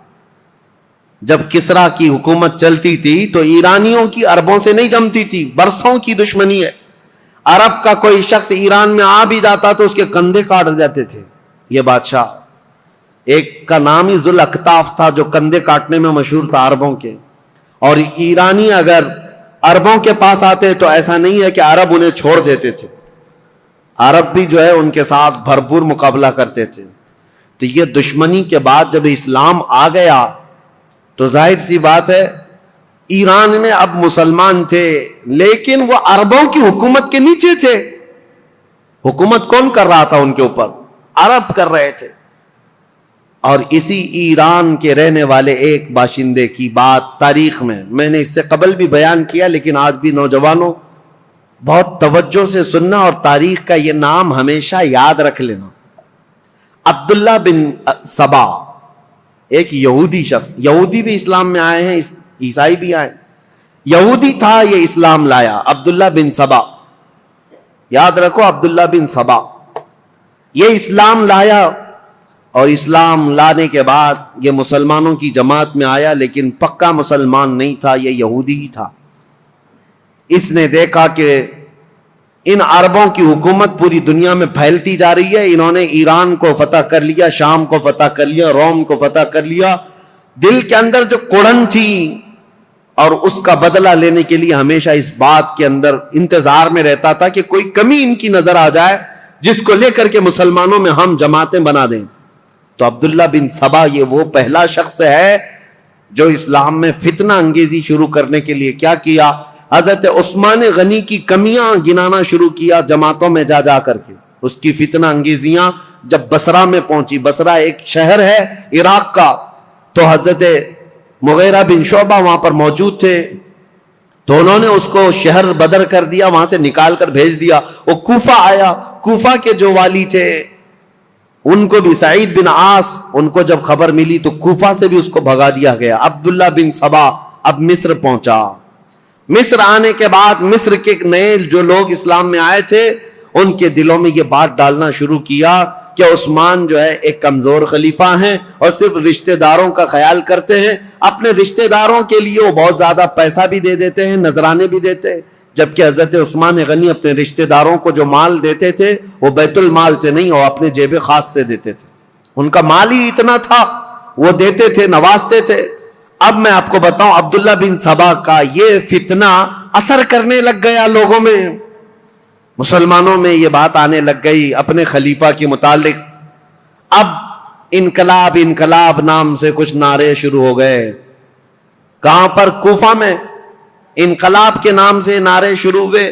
حضرت سعید بن عاص ایک صحابی ہیں، وہ کوفہ کے گورنر تھے، انہوں نے دیکھا یہ کوفہ میں کیا ہو رہا ہے، لوگ روزانہ جیسے یہ پلے کارڈ لے کر کے اتر جاتے ہیں، اس زمانے میں وہ احتجاج کرتے رہتے تھے کہ ہم کو ایک نئی چیز چاہیے، تبدیلی چاہیے، انقلاب چاہیے۔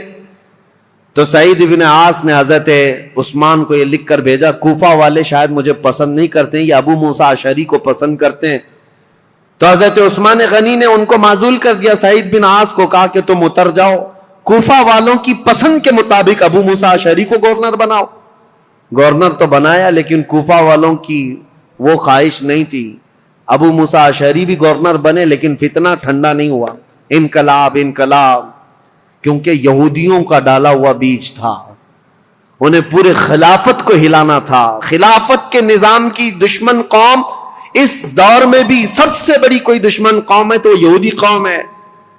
میں آپ کو بتاؤں، مولانا محمد علی جوہر، مولانا شوکت علی، یہ آزادی کے موقع کے جو مشہور نام ہے، آپ کو پتا ہوگا، ان کی کتاب میں ایک بات انہوں نے لکھی ہے، وہ خلافت جب ختم ہو رہی تھی ترکی کی خلافت عثمانیہ، اگرچہ نام سے خلافت قائم رہی، اور جب وہ ختم ہو رہی تھی تو یہ بیچارے دوڑ رہے تھے، بھاگ رہے تھے کہ نہیں خلافت کو قائم کرنا ہے کسی نہ کسی کو، اور خلافت کمیٹیاں ہندوستان میں بھی بنائی تھی، بھائی کلہ میں آج بھی موجود ہے خلافت ہاؤس، یہ اس دور کا بنا ہوا ہے، اور آج بھی میلاد شریف کا جلوس جو ہے وہ خلافت ہاؤس سے نکلتا ہے۔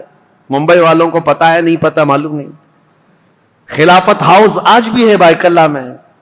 خلافت کو قائم کرنے کے چکر میں وہ دوڑتے رہے، کیوں؟ ان کی بتائی ہوئی ایک بات بتا رہا ہوں، یہودیوں نے کہا تھا، ایک بڑے یہودی دانشور نے ان سے کہا تھا ہمیں مسلمانوں کی نماز سے، ان کے زکوٰۃ سے، ان کی قربانیوں سے، ان کی ٹوپی داڑھی سے، ان کی مسجدوں سے کوئی بھی نفرت نہیں، کوئی مذائقہ نہیں، وہ جتنی نمازیں پڑھنا ہے سب پڑھیں، لیکن ہم چاہتے ہیں مسلمانوں میں دو باتیں کبھی نہ آئیں، ایک دو لفظ کبھی نہ آئیں، یہودی یہ چاہتے ہیں مسلمانوں کی زبان پر دو لفظ کبھی نہ آئیں، ایک جہاد کا لفظ نہ آئے، دوسرے خلافت کا لفظ نہ آئے۔ پوری دنیا سے انہوں نے یہ دو ناموں کو مٹانے کے لیے ایڑی چوٹی کا زور لگایا۔ یہودی آج سے نہیں، عبداللہ بن سبا کے زمانے سے۔ عبداللہ بن سبا یہ وہ فتنہ ہے جو خلافت کو ہلانے کے لیے آیا تھا، پوری خلافت کو وہ مدینہ طیبہ کی ترہم برہم کرنا چاہتا تھا، اس کے لیے وہ فیلڈ بنانا شروع کیا۔ اور آپ کو پتا ہے اسی طرح کا یہودی تھا لارنس آف عربیہ جس کو کہتے ہیں، جس نے خلافت عثمانیہ کو ہمیشہ کے لیے اس دنیا سے ختم کیا ہے، عربوں کو اٹھایا ترکیوں کے خلاف، اور پورے عرب میں ایک ایسا فتنہ مچایا۔ لارنس آف عربیہ جو انگلینڈ کا باشندہ، وہ عربی اتنی اچھی بولتا تھا کہ جو اصل عرب ہے وہ نہیں بول پاتے تھے، اور عربوں میں رہ کر کے ان کے مزاج میں یہ بات ڈالا تھا کہ تم عرب ہو اور ترکی تم پر آ کر حکومت کرتے ہیں۔ بغاوت ایسی کی تھی کہ ترکیوں کے خلاف عرب کی لڑائی چلی 1920 سے لے کر 1930 تک، اور ترکی عرب کا پورا علاقہ چھوڑ کر چلے گئے، اور اس کے بعد یہ سعودی عرب قائم ہوا ہے۔ سعودی نام ہی نہیں تھا، عرب شریف ہے، حجاز تھا، نجد تھا، اور اصل عرب یمن کہلایا جاتا تھا، سب ڈیوائیڈ ہو گئے، ترکی چلے گئے۔ اس ڈیوائڈیشن میں بھی سب سے بڑا رول یہودیوں کا تھا، اور یہ یہودی فتنہ حضرت عثمان غنی کے زمانے میں شروع ہوا ہے. اسی لیے تاریخ بتانا مجھے بہت ضروری ہے. عبداللہ بن سبا نے کیا کرنا شروع کیا؟ مصر کے لوگوں میں، کوفہ کے لوگوں میں، بصرہ کے لوگوں میں یہ بات ڈالنی شروع کی کہ خلافت کے زیادہ حقدار تو حضرت علی ہیں، اہل بیت ہیں، رسول اللہ کے گھر والے ہیں. اہل بیت کی محبت کے نام پر وہ ایک ایسا فتنہ لوگوں میں شروع کیا، جبکہ اسے نہ اہل بیت سے محبت تھی نہ صحابہ سے محبت تھی. وہ تو اسلام لایا ہی تھا بظاہر دکھانے کے لیے، اصلی وہ تو یہودی تھا. لیکن اس کو کہتے ہیں سبائی فتنہ. عبداللہ بن سبا ہے تو سبائی فتنہ. اس سبائی فتنے کا اثر تو اس زمانے کے بڑے بڑے مسلمانوں میں ہو گیا تھا، تابعین میں. کچھ صحابہ بھی سوچنے لگ گئے تھے کیا ہو رہا ہے، ایسے حالات پیدا کر دیا.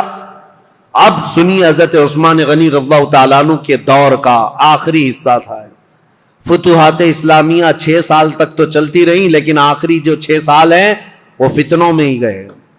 ایسے فتنے کہ کبھی انقلاب کے نام پر وہاں جماعت کھڑی ہو رہی، کبھی انقلاب کے نام پر یہاں، اور حتیٰ کہ یہ لوگ مطالبہ کرنا بھی شروع کر دیے کہ عثمان بن عفان کو کرسی سے ہٹایا جائے. لیکن مدینے میں جو صحابہ تھے وہ اس کے سخت خلاف تھے، کسی کو آواز اٹھانے نہیں دیتے تھے. مدینے میں جو صحابہ اکابر صحابہ تھے وہ جانتے تھے خلافت کو ہلانے کا مطلب ہے پورے خطہ اسلام کو ہلا دینا. پھر جو علاقے مسلمانوں کے زیر نگیں آئے ہیں وہ سب کے سب پھر واپس چلے جائیں گے. رعب و دبدبہ پورے خطوں پر ایسا قائم تھا خلیفہ وقت کا، کسی کی مجال نہیں ہوتی تھی. تو خلافت کو ہلانا مطلب اتنے بڑے خطے کو، کہاں نیشاپور، سمرقند، بخارا، قبرص، ترکی اور افریقہ کی سرزمین تک جو خلافت کا دائرہ پھیلا ہے، ایک ہی خلیفہ ہے.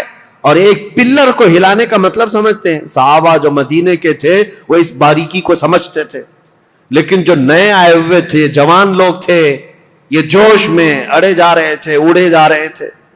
اور اس کے بعد یہ فتنہ ابھرتا ہوا یہاں تک پہنچا کہ مصر میں عبداللہ بن ابی سرح، جس کے بارے میں بتا رہا ہوں، یہ حضرت عثمان غنی رضی اللہ تعالیٰ عنہ کا رشتہ دار بھی تھا. اس کے خلاف مصر کے بہت سارے لوگوں نے شکایتیں کی کہ یہ بہت سختی کرتا ہے، ایسا ہے، فلاں ہے. بہت ساری شکایتیں آتی رہیں. حضرت عثمان غنی رضی اللہ تعالیٰ عنہ اس وقت ان شکایتوں کی طرف نظر نہیں فرماتے تھے. یہاں تک کہ ایک بار حضرت محمد بن ابو بکر، اب سنی حضرت عثمان غنی رضی اللہ تعالیٰ عنہ کے دور کا یہ سب سے کڑوا واقعہ ہے، بہت کڑوا واقعہ. لوگ سنتے ہیں کربلا کی شہادت اور کربلا میں ہونے والے حالات، لیکن حضرت عثمان غنی کے آخری دور کا یہ واقعہ بہت ہی دردناک ہے. حضرت محمد بن ابو بکر جو صدیق اکبر کے بیٹے ہیں، یہ اور کئی صحابہ آئے مدینہ طیبہ میں. عبداللہ بن ابی سرح نے کیا کیا تھا؟ جتنے لوگ حضرت عثمان غنی کے پاس اس کی شکایت لے کر گئے تھے، حضرت عثمان غنی نے ڈانٹ ڈپٹ لگائی تھی ایک خط میں عبداللہ بن ابی سرح کو کہ تو اس طرح سے کر رہا ہے، توبہ کر، باز آ جا، لوگوں کے حقوق پر دست درازی نہ کر. یہ سب جو ڈانٹ لگائی تھی عبداللہ بن ابی سرح نے کیا کیا؟ جتنے لوگ مدینے گئے تھے سب کا قتل کروا دیا. جو حضرت عثمان غنی کے پاس شکایت لے کر کے گئے تھے، واپس آنے کے بعد ان کا قتل کروا دیا. بڑا معاملہ تھا. اس معاملے کو لے کر صحابہ آئے مسجد نبوی شریف میں. صحابہ کے درمیان یہ باتیں ہونے لگی کہ اس عبداللہ بن ابی سرح کا کیا کیا جائے. تو حضرت علی کے پاس یہ بات آئی تو حضرت علی نے کہا بالکل یہ قتل کا قصاص کا مقدمہ لے کر کے آئے ہیں. عبداللہ بن ابی سرح کو صرف معزول نہیں، اس کو قتل کرنا چاہیے. اتنے لوگوں کا قتل کیسے کیا؟ صرف شکایت کرنے کی بنیاد پر. اور دیگر صحابہ جو بڑے بڑے صحابہ، حضرت طلحہ، حضرت زبیر، یہ بہت سختی کے ساتھ حضرت عثمان سے بات کرنے لگے. حضرت سعد بن ابی وقاص گئے، انہوں نے بھی، حضرت عمرو بن عاص نے بھی، یہ بڑے اکابر صحابہ تھے، حضرت عثمان سے مطالبہ کرنے لگے کہ اتنے لوگوں کے قاتل کو آپ مصر کا گورنر کیسے بنا سکتے ہیں؟ حضرت عثمان غنی نے سب کی بات سنی. اور آپ کے اوپر یہ بار بار دباؤ ڈالا جاتا تھا، وہ آپ کا رشتہ دار ہے، اس کی وجہ سے آپ اسے معزول نہیں کرتے، بنو امیہ کا ہے اس لیے آپ اس کے گورنری سے نہیں ہٹاتے. حضرت عثمان غنی نے کہا سارے صحابہ کے اوپر میں چھوڑ دیتا ہوں، آپ جس کو مناسب سمجھے اس کو گورنر بنائیں، میں خط لکھ دیتا ہوں. تو جو صحابہ تھے انہوں نے حضرت محمد بن ابو بکر کو کہا کہ ان کو نیا گورنر بنایا جائے اور عبداللہ بن ابی سرح کو مصر کی گورنری سے ہٹا دیا جائے. حضرت عثمان غنی نے لیٹر دے دیا، کہا کہ جاؤ عبداللہ بن ابی سرح کو ابھی کے ابھی معزول کر دینا اور اسے ادھر بھیج دینا، اور آپ آج سے مصر کے والی اور گورنر بن جائیں. حضرت محمد بن ابو بکر جب جانے لگے تو انصار اور مہاجرین صحابہ کی ایک جماعت بھی آپ کے ساتھ جا رہی تھی کہ مصر کے حالات دیکھیں یہ امپلیمنٹ ہوتا ہے یا نہیں، اور مصر کے لوگوں کو سمجھائیں جو ابھی ابھی انقلاب نام سے اٹھے ہوئے ہیں، جن کو بلوائی کہتے ہیں، وہ کسی کے سمجھ میں بھی نہیں آتا. آج تک یہ ایجپشن ویسی ہی ہیں، ان کی کھوپڑی ہٹی رہتی ہے. یہ فرعونوں کے دور کے لوگ ہیں، فرعون ان کو ڈنڈے سے سیدھا کرتا رہا ہے. آج تک ایسی سخت قسم کی طبیعت رکھنے والے لوگ ہیں. ان کو سمجھانے کے لیے انصار اور مہاجرین صحابہ کی ایک پوری جماعت گئی. آپ سنیے ہوا کیا. حضرت عثمان غنی رضی اللہ تعالیٰ عنہ کے گھر میں پلتا تھا مروان بن حکم نام سے. یہ مروان بنو امیہ کا ایک شخص ہے، حضرت عثمان غنی کے خاندان میں رشتہ دار میں، لیکن صحیح آدمی نہیں تھا، عیاش طبیعت کا. مروان بن حکم حضرت عثمان غنی کے گھر پر رہتا تھا. یہ صحیح آدمی نہیں تھا، یہ ذہن میں رکھ لیں آپ. اس نے کیا حرکت کی، کتنی بڑی حرکت کی، پوری تاریخ میں یہ چیز موجود ہے. ایک طرف عبداللہ بن سبا نے فتنہ مچا دیا تھا پوری جگہ پر، لوگوں میں ورغلا دیا تھا اور نئی جماعت پیدا کرنے کے فراق میں تھا. اور اس کے بعد ادھر مروان بن حکم اور بنو امیہ کی کچھ حرکتیں ایسی، ادھر عبداللہ بن سرا مصر میں فتنہ، قتل کر دیا. حضرت عثمان غنی کے خاندان پر بڑے الزامات آ رہے تھے، لیکن صحابہ جانتے تھے عثمان بن عفان کی طہارت کیا ہے، ان کی پاکیزگی کیا ہے، ان کے اخلاق کیا ہے. اسی لیے سب سے پہلے میں نے ان کی فضیلتیں آپ کے سامنے رکھی تاکہ کسی کے ذہن میں یہ بات نہ آنے پائے حضرت عثمان غنی کیا ایسا کرتے تھے ویسا کرتے تھے. پہلے سب سے پہلے میں نے آپ کو ان کے فضائل سنائے، کسی ذہن میں شک و شبہ بھی نہ آئے. وہ رسول اللہ کے داماد ہیں، میرے آقا کے انتخاب ہیں، سابقون الاولون میں سے ہیں. حضور نے ان کے متعلق فرمایا عثمان کو اب اس کے بعد کوئی عمل نقصان نہیں پہنچا سکتا. بہرحال حضرت محمد بن ابو بکر جا رہے ہیں، کہاں؟ مصر جا رہے ہیں گورنری لینے کے لیے، اور انصار مہاجری صحابہ کے ساتھ جا رہے ہیں. ابھی 2-3 منزلیں طے کیے ہوئے تھے کہ ایک حبشی غلام کو اونٹنی پر بہت تیز رفتار دوڑتے ہوئے انہوں نے دیکھا. یہ انصار مہاجرین صحابہ کی جماعت دیکھا، وہ مشکوک لگ رہا تھا، یا تو وہ کسی کا قاصد تھا یا تو کسی کا بھاگا ہوا غلام تھا. صحابہ نے اسے پکڑ لیا، پوچھا کہاں جا رہے ہو؟ کہا خلیفہ اسلام امیر المومنین عثمان ابن عفان کا پیغام لے کر میں مصر کے گورنر کے پاس جا رہا ہوں. جو صحابہ تھے انہوں نے کہا مصر کے جو گورنر ہیں وہ یہاں ہیں، محمد بن ابو بکر، بات کرو کیا ہے. کہا نہیں، ان کے متعلق نہیں ہے وہ پیغام، ان کے متعلق نہیں ہے، یہ گورنر نہیں ہے. وہ پھر بھاگنے لگا تو اس کی تلاشی لی گئی، اس کے پاس کچھ نہیں ملا. اس کی ساری چیزیں تلاشی لی گئی، کچھ نہیں ملا. اور وہ تھوڑا آگے گیا تھا، حضرت محمد بن ابو بکر کو شک ہوا کہ کچھ تو ہے، یہ اس قدر مشکوک انداز میں کیوں جا رہا ہے. اس کو پھر سے پکڑا، اس کے پانی کا جو مشکیزہ تھا وہ بالکل سوکھا تھا، اس کو ہلایا تو اس کے اندر کوئی چیز تھی، اس کو پھاڑ دیا تو دیکھا ایک خط تھا مہر لگا ہوا. اور پہلے جو خط ہوتے تھے اس کو ڈامر جیسی ایک چیز آتی تھی، وہ لگا کر کے سیل بند کر دیا جاتا تھا، کوئی نہیں کھول سکتا. اور یہ سیل بند خلیفہ کا لیٹر ہوا کرتا. حضرت محمد بن ابو بکر وہ خط لے کر کے آئے، اور سارے صحابہ کی جماعت تھی، انصار اور مہاجرین کی، جو ابھی مصر جا رہے تھے. ان کے بیچ میں وہ خط لا کر کے کہا کہ کیا میں اس کو کھول کر کے پڑھوں؟ سبوں نے کہا کھول کر کے پڑھو. حضرت عثمان غنی سے ملاقات کیے ہوئے ابھی 1-2 دن ہوئے اور اتنی جلدی کوئی پیغام آیا. کھول کر کے جب خط پڑھا اس میں لکھا ہوا تھا عبداللہ بن ابی سرح کے نام خلیفہ اسلام امیر المومنین عثمان بن عفان کی طرف سے یہ خط ہے کہ اے عبداللہ بن ابی سرا، جیسے ہی محمد بن ابو بکر مصر آئے تو اسے قتل کر دینا، اور جو لوگ تیری شکایت لے کر کے آئے تھے ان کو کسی ہیلے بہانے سے مار دینا، ختم کر دینا، اور مدینے سے ایک جماعت جا رہی ہے، ان کو ادھر ادھر منتشر کر دینا، اور تم اپنی گورنری پر برقرار رہنا فقط۔ سلام کے بعد حضرت عثمان بن عفان کی مہر لگی ہوئی ہے۔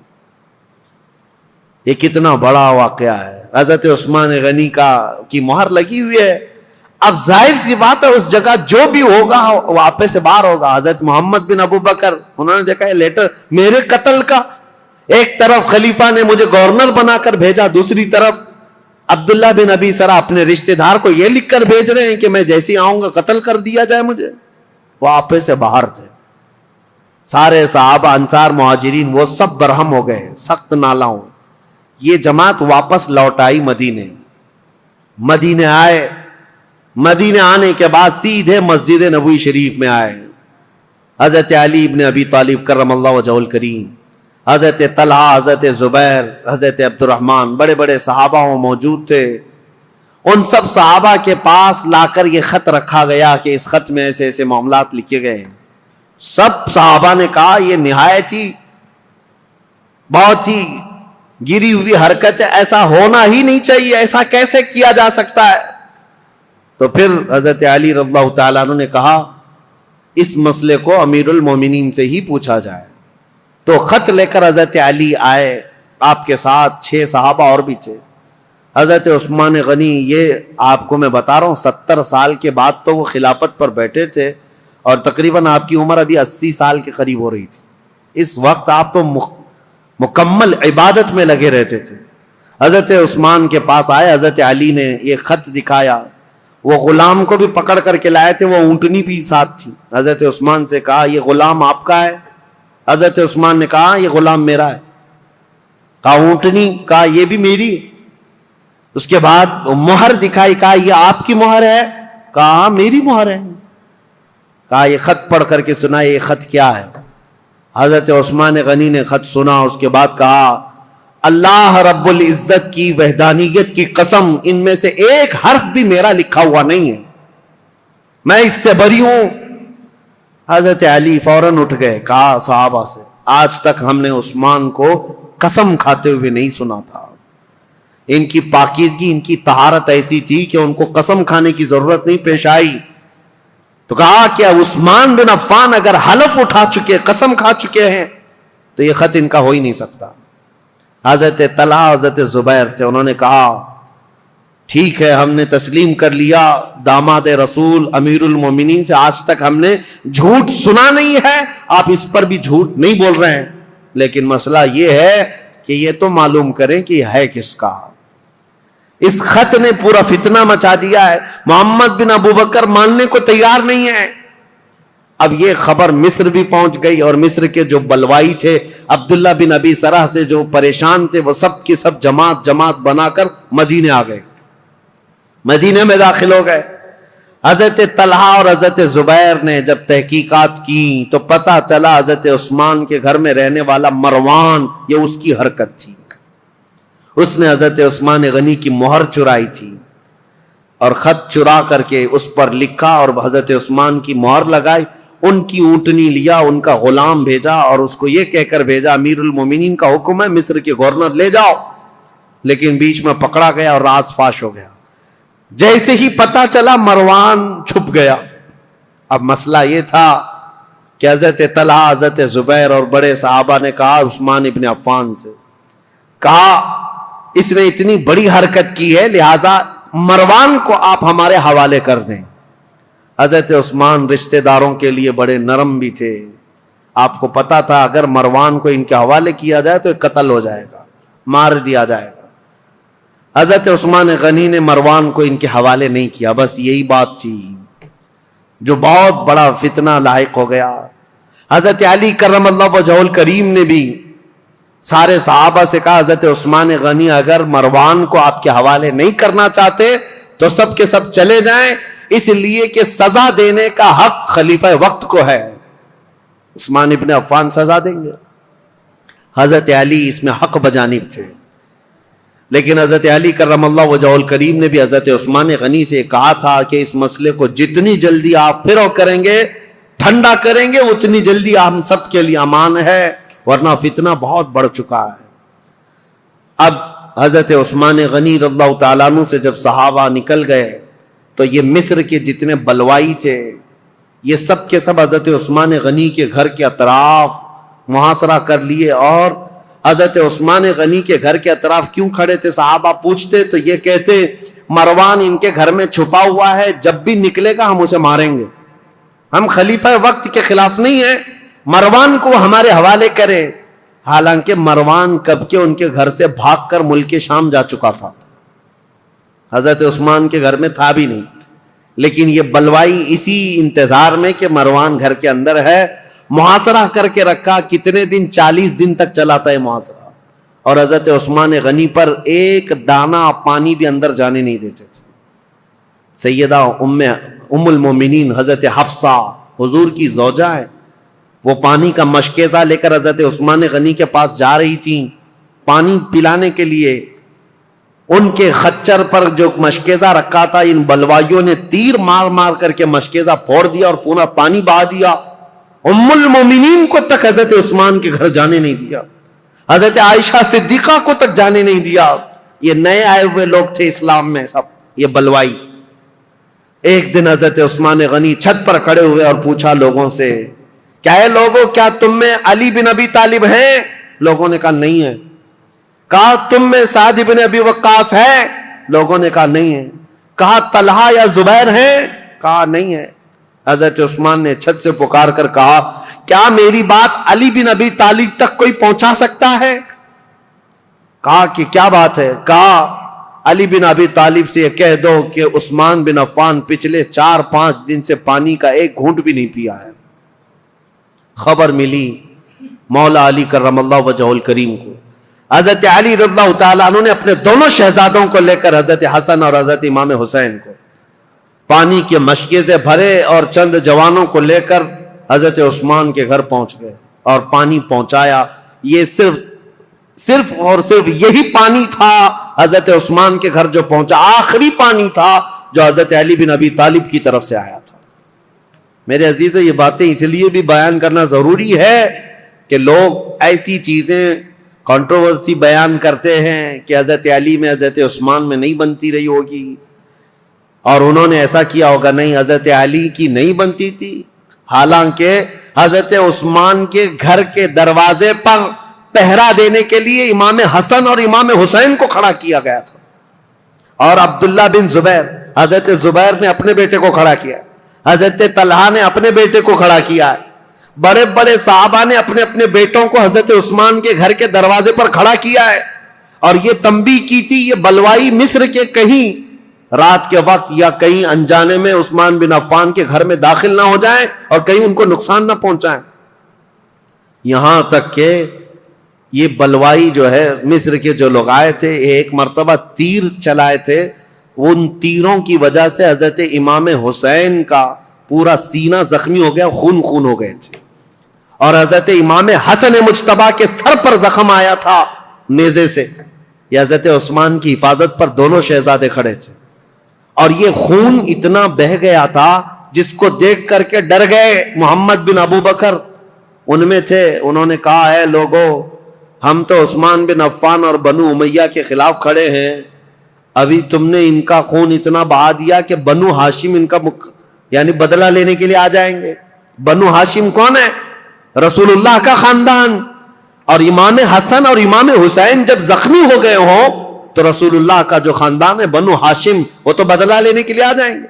محمد بن ابو بکر نے کہا معاملہ سب الٹ جائے گا، عثمان بن عفان کو کوئی دیکھے گا ہی نہیں، حسن اور حسین جو زخمی ہوئے اس کا بدلہ لینے کے لیے قوم ہم پر ٹوٹ پڑے گی، اس لیے اس کام کو جلدی کر دو۔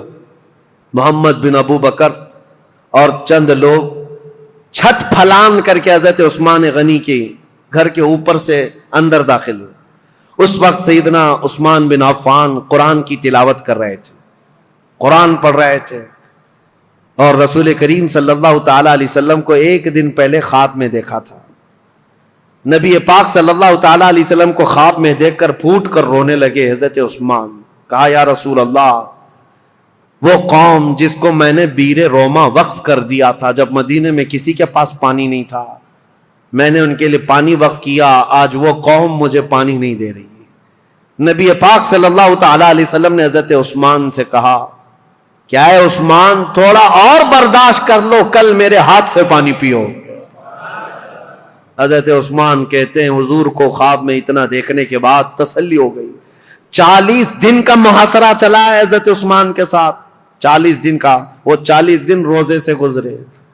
حضرت عثمان غنی رضی اللہ تعالیٰ عنہ کی یہ سختیاں، اور جب پانی بھی نہیں پہنچتا، کھانا بھی نہیں پہنچتا، اس وقت رسول کریم صلی اللہ تعالیٰ علیہ وسلم کے کئی صحابہ، میں یہ بات میں بتاتا ہوں، محمد بن ابو بکر چھت پھلانگ کر کے آئے تھے، اس سے پہلے کئی صحابہ آئے، حضرت طلحہ آئے، حضرت زبیر آئے اور دیگر بڑے صحابہ آئے. کہا امیر المومنین یہ حالات بڑے سخت ہو گئے، 3 باتوں میں سے ایک بات کر لیجیے آپ، یا تو آپ کسی چھپے ہوئے راستے سے ملک شام چلے جائیں، وہاں آپ کی حفاظت ہو سکتی ہے، یا تو پھر مروان کو پکڑوا کر کے اس کو سب کے سامنے سزا دے دیں، معاملہ ٹھنڈا ہو سکتا ہے، یا تو پھر آپ اپنی خلافت سے دستبردار ہو جائیے، خلافت سے آپ ہٹ جائیے. حضرت عثمان نے کہا یہ تینوں کام نہیں کر سکتا، مروان میرے پاس نہیں.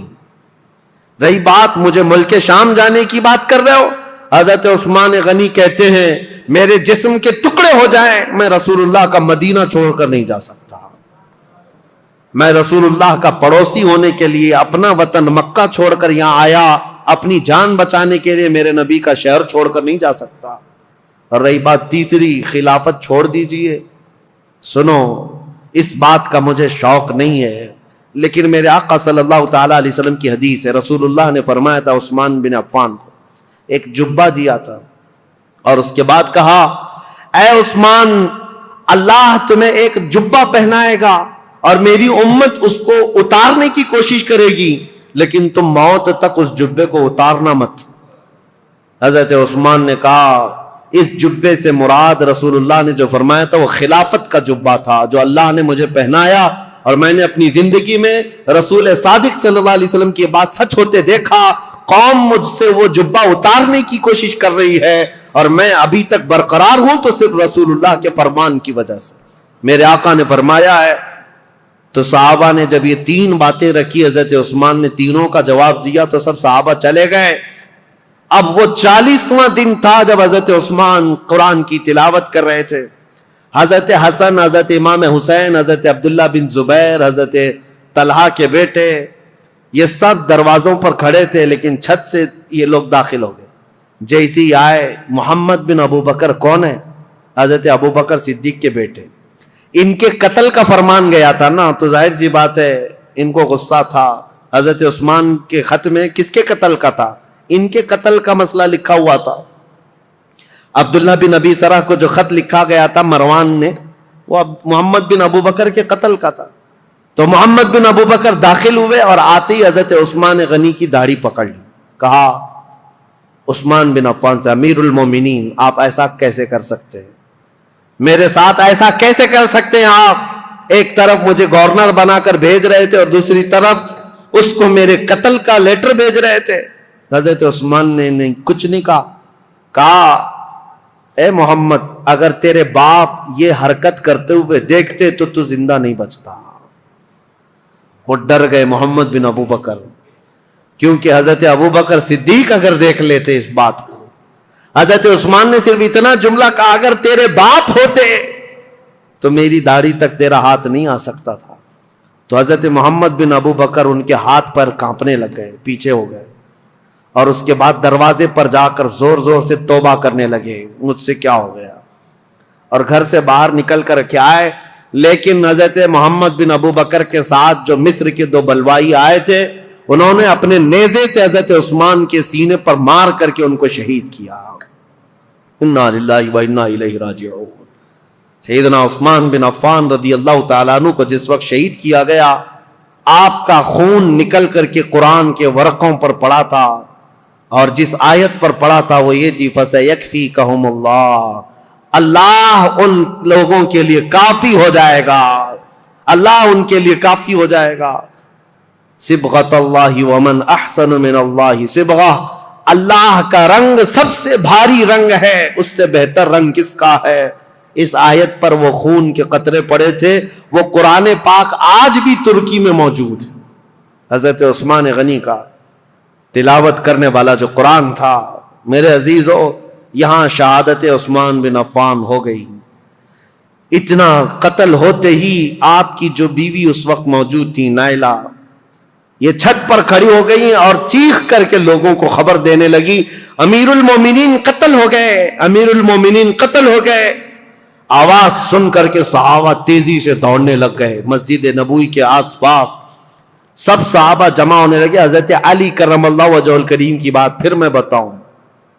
حضرت علی باہر کہیں گئے ہوئے تھے، آپ کو خبر دی گئی تو سر پٹ دوڑاتے ہوئے گھوڑے کو اس طرح سے مدینے آئے تھے، اور آتے ساتھ سب سے پہلے حضرت علی کرم اللہ وجہہ الکریم نے حضرت عثمان کو قتل ہوتے ہوئے دیکھا تھا، مقتول پڑے ہوئے تھے.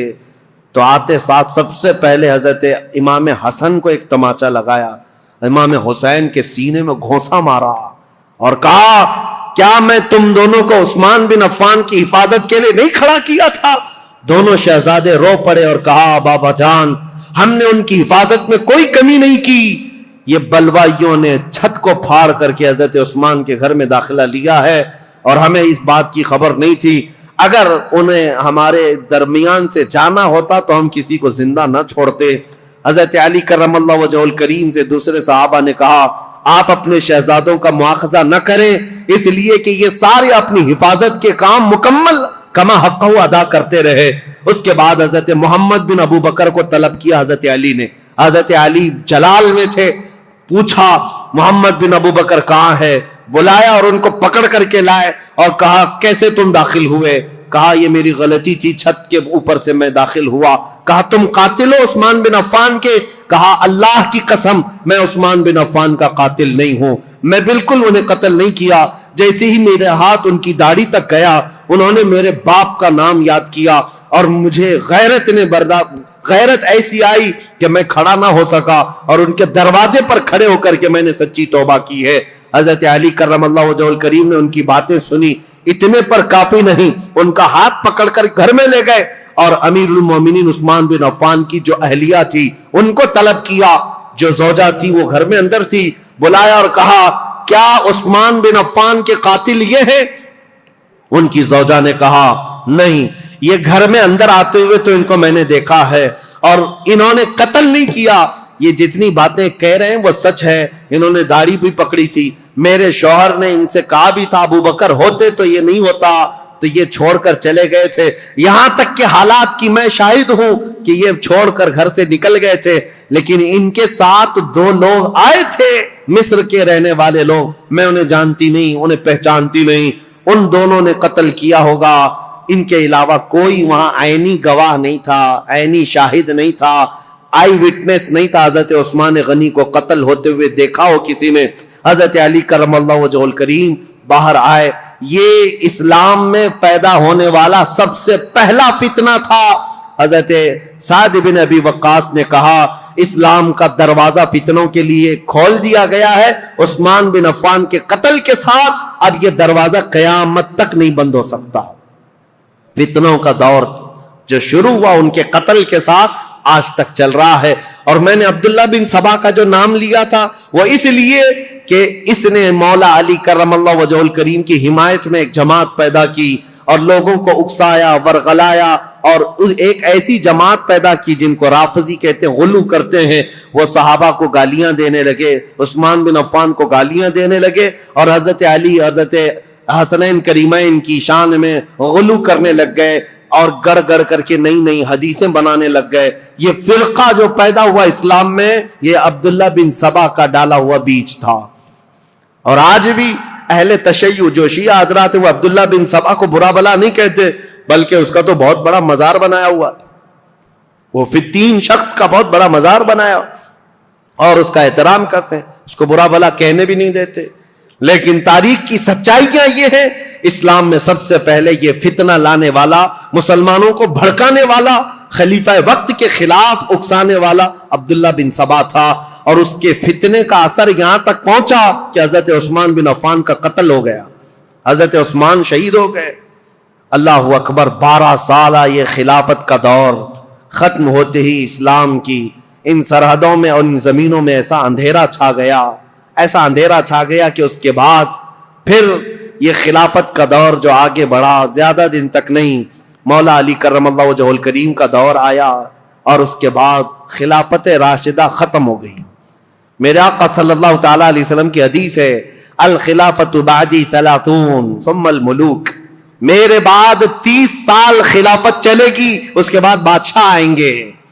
اور اگر آپ کاؤنٹ کریں گے تو یہ چاروں خلفائے راشدین جو ہے ان کی مدت اور ان کا زمانہ ٹوٹل 30 سال کا ہوتا ہے وہ رسول اللہ کے فرمان کے مطابق۔ لیکن ان چاروں خلفاء میں سب سے لمبا زمانہ اگر کسی کو ملا ہے تو عثمان بن عفان کو ملا ہے۔ حضرت عثمان غنی رضی اللہ تعالیٰ عنہ کی عمر مبارک ان کے انتقال کے وقت بعض روایتوں میں 82 ہے، بعض میں 80 ہے، بعض میں 79 ہے، بہرحال، اور ایک روایت تو 90 سال کی ملتی ہے کہ آپ کے انتقال کے وقت آپ کی عمر 90 سال کے قریب تھی۔ لمبی عمر بھی پائی اور خلافت کا دور بھی لمبا چلا۔ رسول پاک صلی اللہ تعالیٰ علیہ وسلم نے ان کو اپنی ایک انگوٹھی دی تھی اور کہا تھا کہ اس کو سنبھالے رکھنا، اور اس انگوٹھی کی آپ بہت حفاظت کرتے تھے، اور حضور نے فرمایا تھا جس دن تم سے یہ انگوٹھی ضائع ہو جائے گی فتنوں کا دروازہ ایسے کھلے گا کہ قیامت تک کوئی اس کو بند نہیں کر سکے گا۔ حضرت عثمان غنی کی خلافت کے 6 سال ہوئے تھے۔ مسجد قباء جہاں ہے آج، وہاں ایک کنواں تھا، حضور صلی اللہ علیہ وسلم اکثر وہاں جب تشریف لے جایا کرتے اپنے پیر اس کنویں میں چھوڑ کر بیٹھتے تھے عصر کے بعد، اور صدیق اکبر حضرت عمر کے زمانے میں بھی یہ سنت چلی آ رہی تھی۔ حضرت عثمان کو بھی یہ پسند تھا حضور کی اداؤں کا، جب آپ کا دور تھا وہ بھی اس کنویں کے پاس جاتے تھے اور اس میں پیر لٹکائے بیٹھتے تھے۔ ایک بار اس کنویں کے پاس بیٹھے تھے، ہاتھ میں کچھ حرکت کیا، انگوٹھی نکل کر کے اس کنویں میں گر گئی۔ آپ کی خلافت کے 6 سال ہوئے تھے، اسی وقت یہ واقعہ پیش آیا۔ اس انگوٹھی کو تلاش کرنے کے لیے پورے کنویں کا پانی خالی کروا دیا، ریت بھی چھنوا دیا، لیکن اس انگوٹھی کو نہ ملنا تھا، نہ ملی۔ حضرت عثمان نے کہا یہ میرے آقا صلی اللہ علیہ وسلم کی بشارت تھی۔ اس کے بعد جو فتنے اٹھے، ایسے اٹھے تھے کہ ایک جہجہ غفاری نام کا شخص، حضرت عثمان غنی منبر پر کھڑے تھے، مسجد نبوی کے خطبہ دے رہے تھے، اور ان کا عصا تھا ہاتھ میں۔ وہ جہجہ غفاری بیچ خطبے کے دوران کھڑا ہوا، حضرت عثمان غنی کو برا بھلا کہتے ہوئے ان کے ہاتھ سے لکڑی چھین لیا اور گھٹنے پر رکھ کر کے ان کے عصا کو توڑ دیا تھا۔ سامنے اس طرح کی حرکت کرنے کی کسی کی مجال نہیں تھی، لیکن حضرت عثمان غنی کی نرم مزاجی کا لوگوں نے فائدہ اٹھایا۔ حضرت عثمان غنی نے کچھ نہیں کہا، منبر سے اتر آئے، کہا اللہ میرے معاملے کے لیے کافی ہے۔ صحابہ کہتے ہیں وہ جہجہ غفاری لکڑی توڑ کر کے باہر نکلا نہیں تھا کہ اس کے گھٹنے میں سڑن پیدا ہوئی، ایسی سڑن پیدا ہوئی کہ اس کے گھٹنے میں کیڑے پڑ گئے تھے، ہمیشہ پیپ بہتا تھا، اور اسی گھٹنے کے اس سڑن کی بیماری میں ہی اس کی موت ہو گئی۔ اور پھر یہ بھی روایت موجود ہے جتنے بلوائی آئے تھے حضرت عثمان غنی کے قتل کے لیے، وہ سب کے سب وہاں سے قتل کر کے جانے کے بعد جب یہ معاملہ ختم ہوا، حضرت عثمان غنی کی تدفین ہو گئی، جا رہے تھے، جاتے ہی راستے میں اکثر کے دماغ پورے پاگل ہو گئے، دیوانے ہو گئے، اور اسی پاگل پن میں وہ اپنے سروں کو ٹکراتے ہوئے مر گئے۔ ان میں سے ایک شخص بھی بچا نہیں جو مصر پہنچا ہو۔ حضرت عثمان غنی رضی اللہ تعالیٰ عنہ کی کرامات بھی بہت ساری ہیں، بہت ساری ہیں۔ سیدنا عثمان بن عفان رضی اللہ تعالیٰ عنہ یقیناً محبوب خدا تھے، محبوب مصطفیٰ تھے، ان کے بارے میں کوئی بھی کلام نہ کرنے پائے۔ عزیزان گرامی، آج کے دور کی بات میں آپ کے سامنے رکھ کر گفتگو کو سمیٹتا ہوں۔ بہت سارے آج ایسے کھٹمل آئے ہوئے ہیں جو سیدنا عثمان بن عفان کی طرف انگلی اٹھاتے ہیں، اور ان کی شہادت کے متعلق میں ایک روایت بتا دوں، ابن عساکر کی روایت ہے اور مسند ابی یعلا کی روایت ہے۔ حضرت عبداللہ بن عباس نے فرمایا جس کو حضرت عثمان بن عفان کے قتل کی خوشی ہے یا ان کی موت کی خوشی ہے، حضرت عثمان بن عفان کے متعلق بہت بڑی روایت میں پیش کر رہا ہوں۔ عبداللہ بن عباس فرماتے کہ یہ جو مصر کے لوگ جو قتل کرنے آئے تھے یہ اگر زندہ رہتے تو حضرت عبداللہ بن عباس دونوں باتیں کیا کہتے ہیں؟ پہلے یہ بات سن لو، کہتے ہیں اسلام میں سب سے پہلا فتنہ حضرت عثمان کا قتل ہے اور سب سے آخری فتنہ دجال کا ظاہر ہونا ہے. دونوں فتنوں کو آپ نے برابر کہا ہے تو کتنا بڑا ہوگا ہے عبداللہ بن عباس. اور کہتے ہیں جتنے قتل کرنے کے لیے آئے تھے یہ سب کے سب وہ لوگ ہیں جو آخری فتنہ جو اسلام میں آنے والا ہے دجال کا یا اس دجال کے پیروکار لوگ ہیں.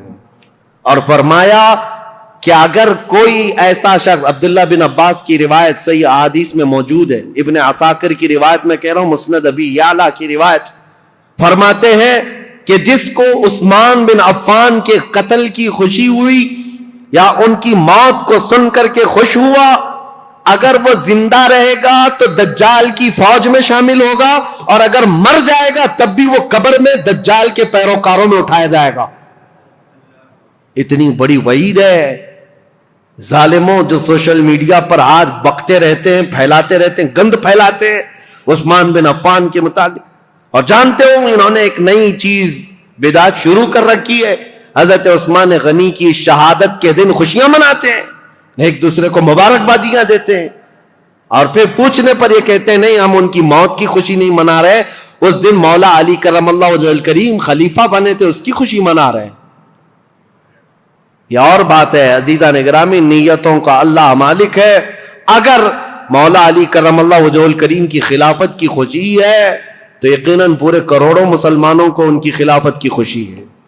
لیکن ساتھ میں اگر حضرت عثمان غنی کی موت کی کوئی خوشی مناتا ہے تو حضرت عبداللہ ابن عباس کے فرمان کے مطابق وہ دجال کے پیروکاروں میں ہے، وہ دجال کی فوج میں شامل ہونے والا شخص ہے. اسی لیے اپنی زبانوں کو لگام دو، اپنی عقلوں کو پردے ڈال کر کے جو چاہے بک بک نہ کرو. آج یہ محرم کے دور میں یہ بہت ساری چیزیں آئیں گی، سوشل میڈیا میں ابھی بہت سارے گند پھیلانے لگ جائیں گے یہ تینوں خلفاء کے بارے میں، اور کبھی حضرت امیر معاویہ کے بارے میں، انہوں نے ایسا کیا، انہوں نے ایسا کیا، اور یہ اپنی عاقبت برباد کر رہے ہیں، اپنی آخرت خراب کر رہے ہیں. اس لیے رسول اللہ کے صحابہ کے متعلق میرے عزیزوں مجھے اتنا بیان کرنے کے لیے جتنا میں نے بیان کیا آج، یہ بہت ہی احتیاط والی چیز تھی. اگر اس میں میری زبان کہیں پر پھسلی ہو، لاکھ مرتبہ میں توبہ کرتا ہوں اللہ کی بارگاہ میں، مولا مجھے معاف کر دے. میں استغفار کرتا ہوں مولا مجھے معاف کر دے کہ حضور صلی اللہ تعالیٰ علیہ وسلم کے صحابہ کی تاریخ بتا رہا ہوں. یہ آسان کام نہیں تھا. حضرت عثمان کا دور بتانے میں دیگر صحابہ کے بھی معاملات ہیں. حضرت ابو ذر غفاری کو انہوں نے معزول کیا، حضرت عمرو بن عاص کو معزول کیا، عبداللہ ابن مسعود کو معزول کیا. بڑے بڑے صحابہ ہیں، ایک طرف عثمان بن عفان ہے، ایک طرف مولا علی کرم اللہ وجہہ الکریم ہے. یہ سب صحابہ، حضرت طلحہ اور زبیر نے حضرت عثمان کے ساتھ جا کر سختی سے کیسے پوچھا تھا کہ خط کس کا ہے، یہ سارے معاملات.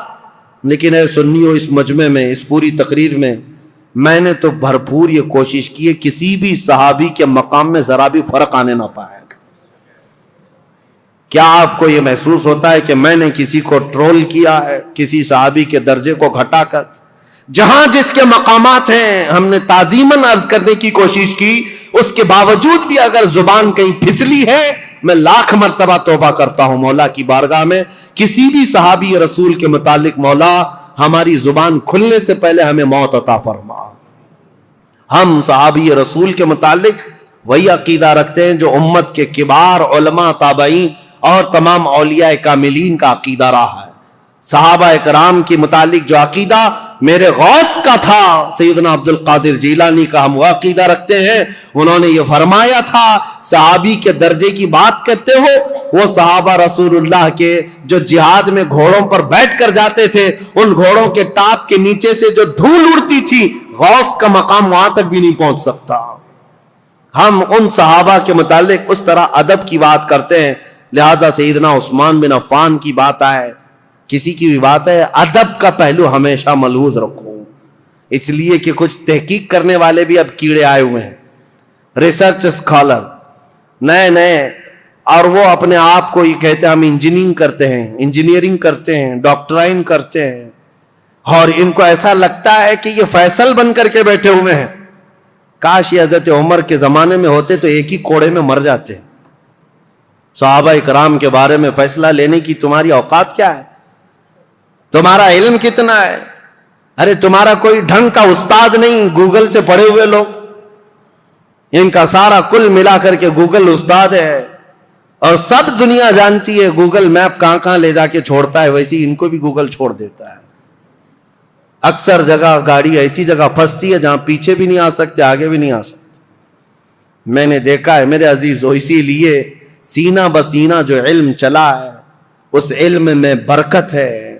آج نوجوانوں کی ایک بڑی تعداد انجینئروں کو، ڈاکٹروں کو، جو نئے نئے دین میں نئے نئے شوشے چھوڑ رہے ہیں، ان کو فالو کرتی ہے اور کہتی ہے یہ تحقیقی بات کر رہے ہیں، فلی ریفرنس کے ساتھ بات کر رہے ہیں. ابھی آپ سرچ کریں، میرے ساتھ ایک معاملہ پیش آیا تھا. ایک صاحب آئے، بحث کرنے کے لیے آئے تھے. میں کمرے میں بیٹھا ہوا تھا، میرے سامنے بڑی کتابیں بھی رکھی ہوئی تھی. وہ آئے، کہا کہ کچھ میں آپ سے سوالات کرتا ہوں. وہ اوٹ پٹانگ سوالات کر رہے تھے. میں نے کہا کہ ٹھیک ہے، جواب تو میں آپ کو دوں گا. آپ کو کس سے جواب دوں؟ یہ جو کتاب رکھی ہے بخاری شریف، اگر اس سے میں جواب دوں تو مانیں گے آپ؟ انہوں نے کہا بالکل مانوں گا، میں بالکل مانوں گا، اس پر ایمان ہے. میں نے کہا یہی تو جہالت ہے. یہ کتاب بہار شریعت تھی، وہاں رکھی ہوئی کتاب بہار شریعت اردو کی کتاب ہے. میں نے کہا یہ بخاری شریف سے اگر میں بتاؤں، اس شخص کو یہ تک نہیں معلوم بہار شریعت ہے کہ بخاری شریف ہے. ہروٹ پٹانگ سوالات کرنے آ گئے، گوگل سے لے کر کے آ گئے. عزیزان گرامی وقار، مجھے یہ باتیں اس لیے عرض کرنی پڑ رہی ہے کہ اسی طرح اگر ہماری نسل ان کو فالو کرتی رہ گئی تو پھر یہ نہ جانے کس خطے میں ڈال کر تمہیں چلے جائیں گے، پتہ بھی نہیں. نئی جماعتیں پیدا ہو جائیں گی، نئے فرقے پیدا ہوں گے. کل کو دیکھنا یہ سوشل میڈیا کے فالوور جتنے بھی نوجوان ہیں، یہ کل کو صحابہ کو گالیاں دینے والے لوگ ہو جائیں گے. میرے آقا صلی اللہ تعالی علیہ وسلم نے فرمایا قیامت کی بڑی نشانیوں میں ایک نشانی حضور نے فرمایا میری امت میں اخیر زمانہ ایک ایسا آئے گا جن میں چھوٹے لوگ میری امت کے بڑے لوگوں کو گالیاں دیا کریں گے. یہ وہ زمانہ ہے. اکابرین کے بارے میں پوچھتے ہیں انہوں نے ایسا کیسے کیا، انہوں نے ایسا کیسے کیا. آج میں یہ بات اس لیے عرض کر رہا ہوں، مجھے 1 گھنٹہ بیان کرنے میں پتہ نہیں کتنے پسینے چھوٹ رہے ہیں. اس لیے نہیں کہ گرمی ہے، ڈر کے مارے کہ اتنے صحابہ کا میں نے نام لیا ہے کہیں کسی کی بے ادبی نہ ہونے پائے، کیونکہ معاملات ان کے درمیان ہوئے ہیں. لیکن تاریخ بتانے کے وقت اگر کسی کو مرتبے سے گرا دیا کہ ان کی یہ حرکت تھی اس کی وجہ سے گرایا، نہیں. عزیزان گرامی وقار، ہمارا یہ منہ ہی نہیں ہے، ہمارا یہ مقام ہی نہیں ہے. صحابہ کرام رضوان اللہ تعالی علیہ مجمعین کے متعلق سوال کرنا بہت دور کی بات ہے. انہوں نے رسول اللہ کو جو 1 مرتبہ اپنی آنکھوں سے دیکھا ہے، پوری کائنات خرچ کر دو اس مقام تک کوئی نہیں پہنچ سکتا. بس یہ شرف صحابیت جو انہیں حاصل ہے. اور پھر حضرت عثمان غنی کا مقام، اللہ اکبر، مقام تو وہ ہے کہ جس کے متعلق خود رسول اللہ صلی اللہ علیہ وسلم نے فرمایا اللہ کے فرشتے بھی عثمان سے حیا کرتے ہیں، عثمان سے حیا کرتے ہیں. حضرت عثمان غنی رضی اللہ تعالیٰ عنہ کی وفات کے بعد فتنوں کا ایک بہت بڑا دور شروع ہوا، لیکن فتنوں کی بیج ڈالنے والا ایک یہودی شخص تھا، منافق تھا. اور لوگوں کو آج برا لگتا ہے، کچھ لوگوں کو، کہ یہاں تک کہ کینیڈا میں بیٹھ کر کے ایک شخص نے ٹویٹ کیا تھا کہ یہودیوں کے بارے میں بہت کٹر خیالات رکھنے والا ایک مولانا ہے مدینہ جامع مسجد کا امام، میرا نام لے کر کے، پہلے کا دور ہے، یہ ٹویٹ کر کے بتا یہودیوں کے متعلق بہت کٹر ہے اور یہ لوگوں کو اکساتا ہے، ابھارتا ہے. مجھے پتا ہے درد کہاں ہے، تکلیف کہاں ہے. آج لوگ اگر بولنا چھوڑ دیے ہیں تو میں اس بات سے کبھی بھی دامن تہی نہیں کروں گا، نہ ہی بولنا بند کروں گا. اس لیے کہ جس قوم پر اللہ نے لعنت فرمائی ہے اور میرے دین اسلام کو ٹکڑے کرنے میں اس قوم کی ہمیشہ سازش رہی ہے. جانتے ہو خلافت کے زمانے میں جتنے خلفاء ہیں سب کو اگر کسی سب سے بڑی چیز سے چیلنج تھا تو وہ رومیوں سے یا پھر ایرانیوں سے یا حبشیوں سے یا بربریوں سے یا مغل یا تاتاریوں سے نہیں، یہ یہودیوں کی دسیسہ کاری سے، یہ چوہوں سے بدتر قوم ہے. وائر کاٹتی ہے جگہ جگہ جا کر کے، چھپ کر کے، اندر گھروں میں جس طرح وائر کاٹتے ہیں خلافت عثمانیہ ترکی کو بھی تباہ و برباد کرنے والی یہودی جماعت ہے، جنہوں نے آج بیت المقدس فتح کر لیا۔ سلطان عبدالحمید کے پاس یہ آئے تھے بھیک مانگنے کے لیے فلسطین میں 2 گز زمین مل جائے۔ سلطان عبدالحمید نے جو جواب دیا تو آج پوری دنیا اس بات کو یاد کرتی ہے۔ انہوں نے کہا تھا میری پوری زندگی ختم ہو جائے 2 گز زمین تو کیا ایک تنکا بھی میں فلسطین کا کسی یہودی کو دینے کے لیے تیار نہیں۔ ان کو منانے کی 1000 کوششیں ہوئی، لیکن ان کے انتقال کے فوراً بعد ہی یہ عرب آئے اور ان سے ایگریمنٹ کر کے صرف ایک چھوٹا سا علاقہ یہودیوں نے بھیک مانگ کر 4000 لوگوں کو فلسطین میں بسایا تھا۔ فرسٹ ورلڈ وار کے بعد آج دنیا جان رہی ہے 4000 کو بسانے کا انجام کیا ہے۔ پورے عربوں کے ناک میں دم کر رکھا ہے انہوں نے، سارے عربوں کو بھی مار کر رکھا ہے۔ نہ مصر ان سے مقابلہ کر سکتا ہے، نہ شام مقابلہ کر سکتا ہے، نہ لبنان، نہ ایران، کوئی نہیں۔ بیچوں بیچ بیٹھ کر کے دسیسہ کاریاں کرتے ہیں۔ پہلے کے خلفاء جانتے تھے ان کا بویا ہوا بیج بڑا خطرناک ہوتا ہے۔ اسی لیے میرے عزیزوں، آج یہ بات مجھے عرض کرنی ضروری تھی تاریخ اسلام میں، کہ اسلام میں سب سے پہلا فتنوں کا بیج بونے والا شخص عبداللہ بن سبا یہودی تھا۔ اللہ 1000 لعنت فرمائے اس شخص پر، اور یہودیوں کے فتنوں سے اللہ ہمیں ہمیشہ محفوظ فرمائے۔ وآخر دعوانا ان الحمد للہ رب العالمین۔ السلام علیکم۔